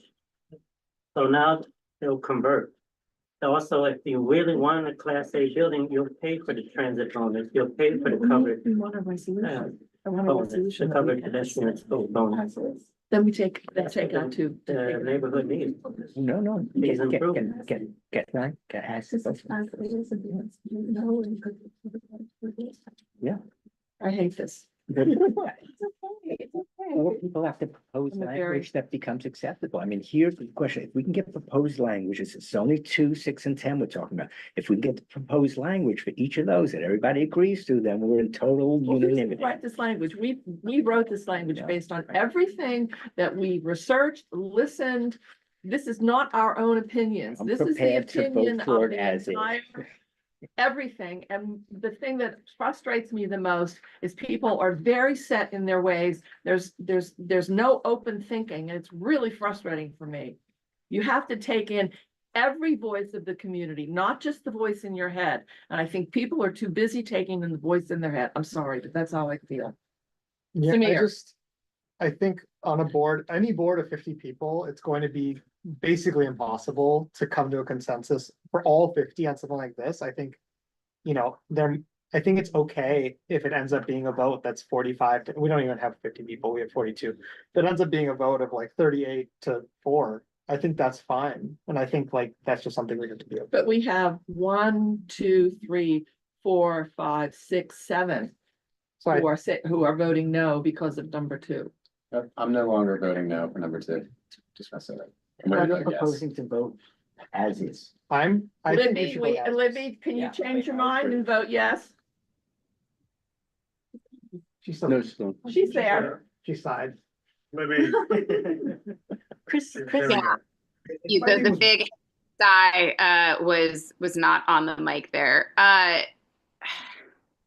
Is there some version of like this that like there's No. some This is what we have. It's 20 after 9. We're exhausted. There are not enough hours in the. There aren't enough hours in the day. We can't make everything perfect. We have a lot of people that are buying into this. We just need a few more people to switch sides. Chris, So, yeah, Niall said, so yeah, I switched side. It kind of just give my reasoning and maybe that can help. Yeah. some other That would people. be So good. all I was hearing before for the Northwest Quadrant was like, we want to have low rises in the middle for sunlight, things like that. That wasn't convincing me, but then when I heard from Samir and Janice and how we could, you could get up to an 18 FAR to make investments, things like that. That convinced me. So I'm gonna be voting yes. it's 15 FAR is not low rise. Right. Yeah. Low rise is 6 FAR. Maybe Maybe this less. is maybe less. So it's not low rise. It's just lower than Yeah, lower. much taller buildings. So maybe that was your confusion. Chris, Yeah, similar situation. I just wanted to talk about it more. It wasn't like a. well, what is it that you want to say? Desperately opposed to this. We're running out of time. What do you want to say? I want to get out of here. Okay, motion to approve. That's why I was saying I'm gonna lock the door. No, you're out of order. He's Okay. for it. So Chris, are you for it? Definitely. So we have Sachi, Seth, and Ankur, and David Shapiro. No, Libby, have you made up your mind? Sure thing. Oh, yeah. I have not made up my mind, and I don't have to vote, so. No, but we know that, but we want your support at the board, people that we're including in this. We want you to support this, because we want to come to the board with consensus. But they We're have had- no longer a divided board. Some of us have worked, or all of us have worked very hard to unify the board and bring us together as one voice. And frankly, you're disappointing us. But the rest of the board hasn't had the time to absorb all the information that I on the committee has. We barely have either. We're just putting this together a couple of days. But there's been so much input and these guys are just being, But there's some. Chair, stuff could I wanna- make one comment? Sure. And then I think you've done a really, really great job. 1 minute. And I think that this is very different than City of Yes Housing Opportunity. And I'm going to support it. And I hope everyone else will too. Okay, well, all those that support it will have to speak up at the board. Okay, so what we're gonna do is we're gonna take a vote. We're gonna have a motion to, But Julie has something. Julie has a few more Yeah. things to add. Go ahead. Don't leave, people.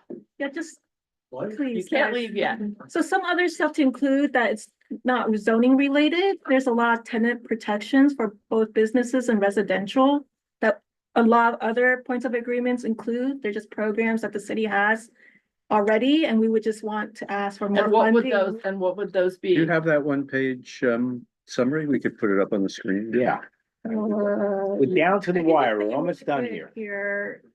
Tenant Where is this protections. going though? In the reso, we're gonna talk about, we want the city to provide tenant protections Why for, is that part of the zoning reserve?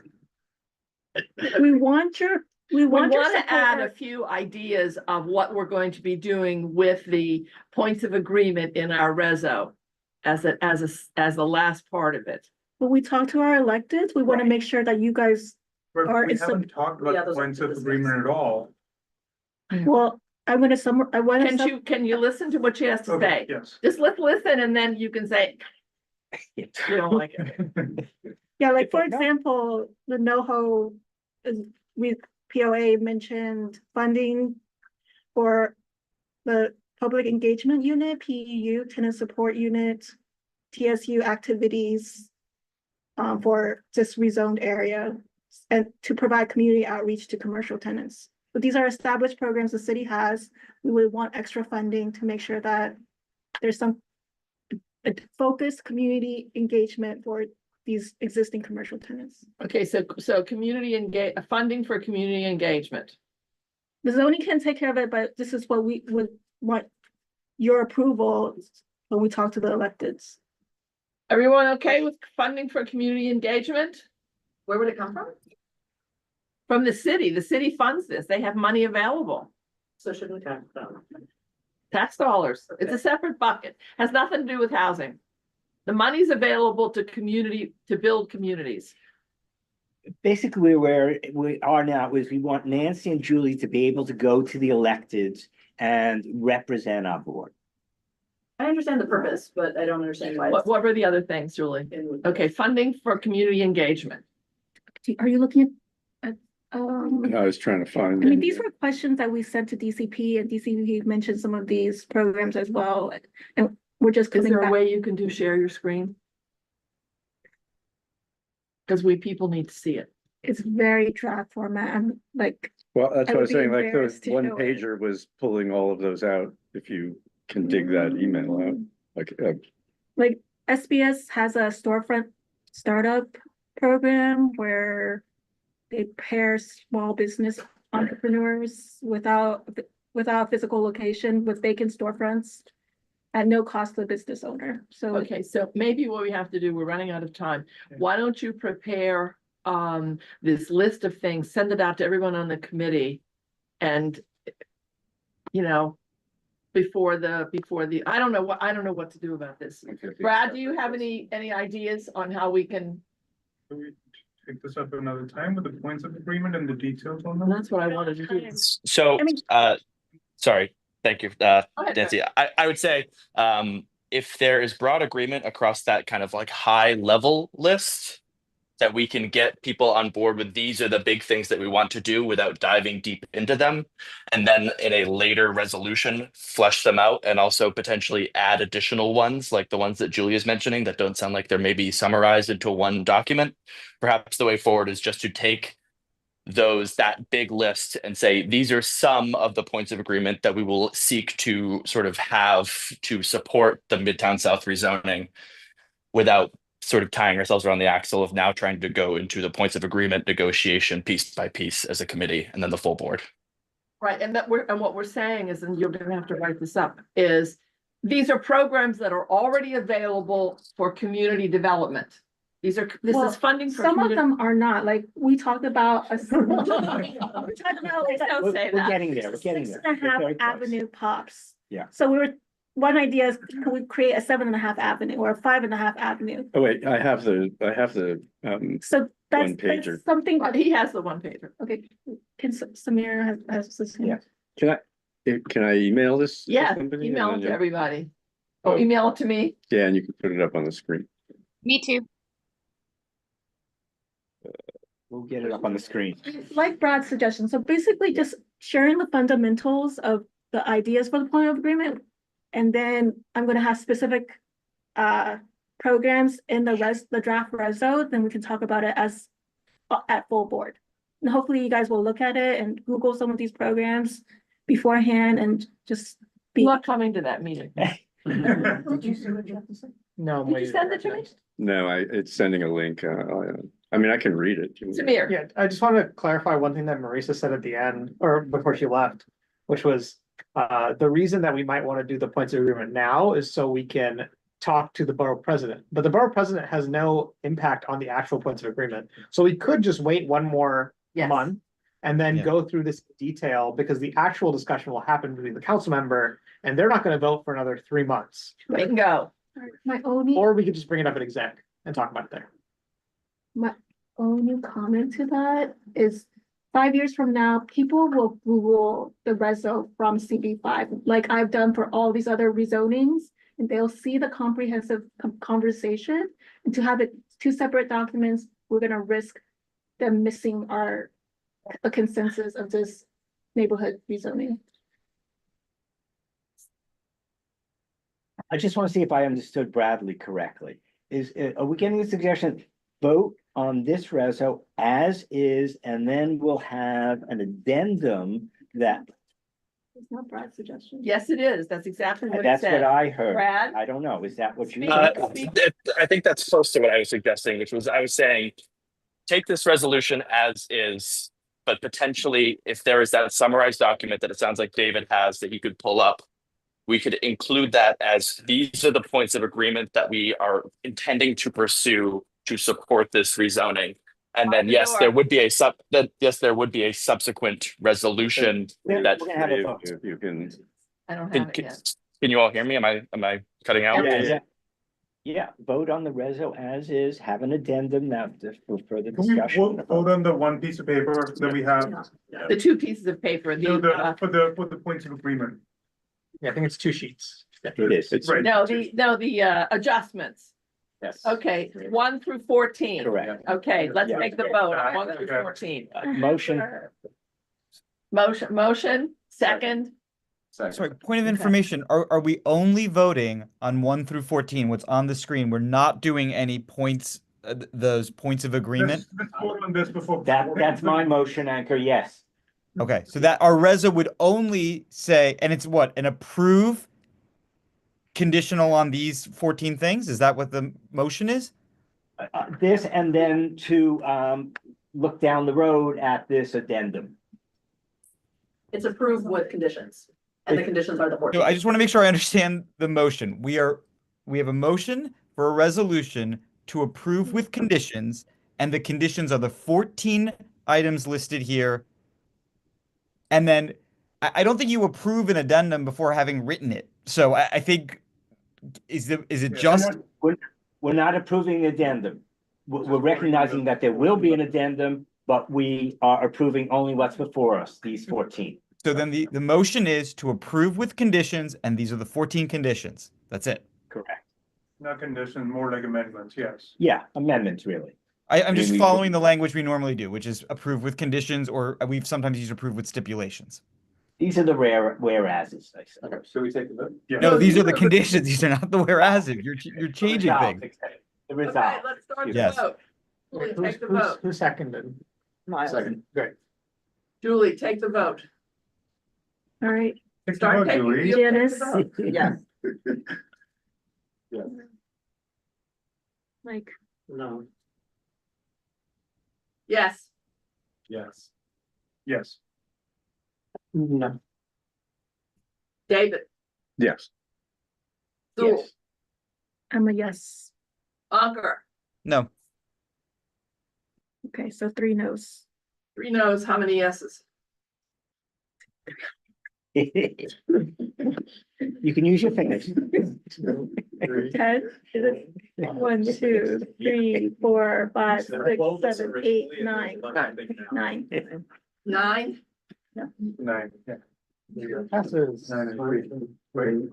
Okay, 9 and 3, all right. Yeah, there's, 12 and all.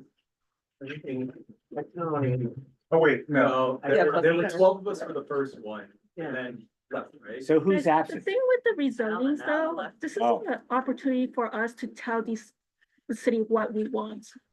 The resolution already passed, right? We're done. No, Yes. we're losing our quorum, No, I'm just saying. No. so we need to wrap it up. I don't know. Yeah, All right, So- Samir. I would propose that we, She wants to. I would propose that we refer these other, one page of items, what was it? Yeah. The points of agreement. agreement. I would propose that we, just bring that up at exec and we discuss it there, and then we can talk about it at the full board after that. We have a lot of people who are on land use or on exec, and I think we can do a good job at covering it there. Okay, so so how many I want to make sure we have the vote. I'm a yes, you're a yes, 2, you're a yes. 9 to 3. 4. 9 to 3. We got 9 to 3. And one Confirm absent. that? One Yeah. absent. I think there's a list. Plus it's recorded. This is recorded. There's 8 people. I'm not gonna be watching it right. Plus Oliver. Yes, Yeah. there's only 8. Anchor have had a vote. Let's just be done. I spent the past 48 hours eating, breathing, sleeping this stuff, and I need to be done. It's exhausting, okay? Yeah, I think it's 3. It's 8-3 and one absent. Seth voted no. 7, Right. 8, 9. I'm on. But he can't Oh, vote, right? okay, so then it's 11. 8 to 3. But it passes. You're right. Yeah, regardless, it passed. It passed, yeah. So it's 8 yes. And 3 no and one absent. And are we okay bringing the That's a last up at no. exec? That's a no. Okay. Wait, That's what's a up? no. Why are you voting? What are you saying? I didn't abstain. It's Alan is absent. Alan left before the vote. But that doesn't mean he abstained. Doesn't mean he abstains. He just doesn't count. He's He just doesn't I didn't count. abstain. Oh, okay. So that, So are we okay bringing the rest up at exec? That one page? Is everyone okay with that? Nancy. Yeah. Samir has a question. He's asking it. Well, we can circulate it. He's asking the question We now. can circulate it to everybody and then bring it up to exec. So All right. if people have comments, they can make their comments. So, Brad, can we make sure that's on the exec agenda then? Absolutely. Samir, I like your proposal, but I just would add that it should be sent to everybody on the board first, so that we can all On the comment committee. to people on, well, I think to the full board, so that everybody can then. People are leaving. Meeting adjourned. Yes. Yeah, we're, that's, this is.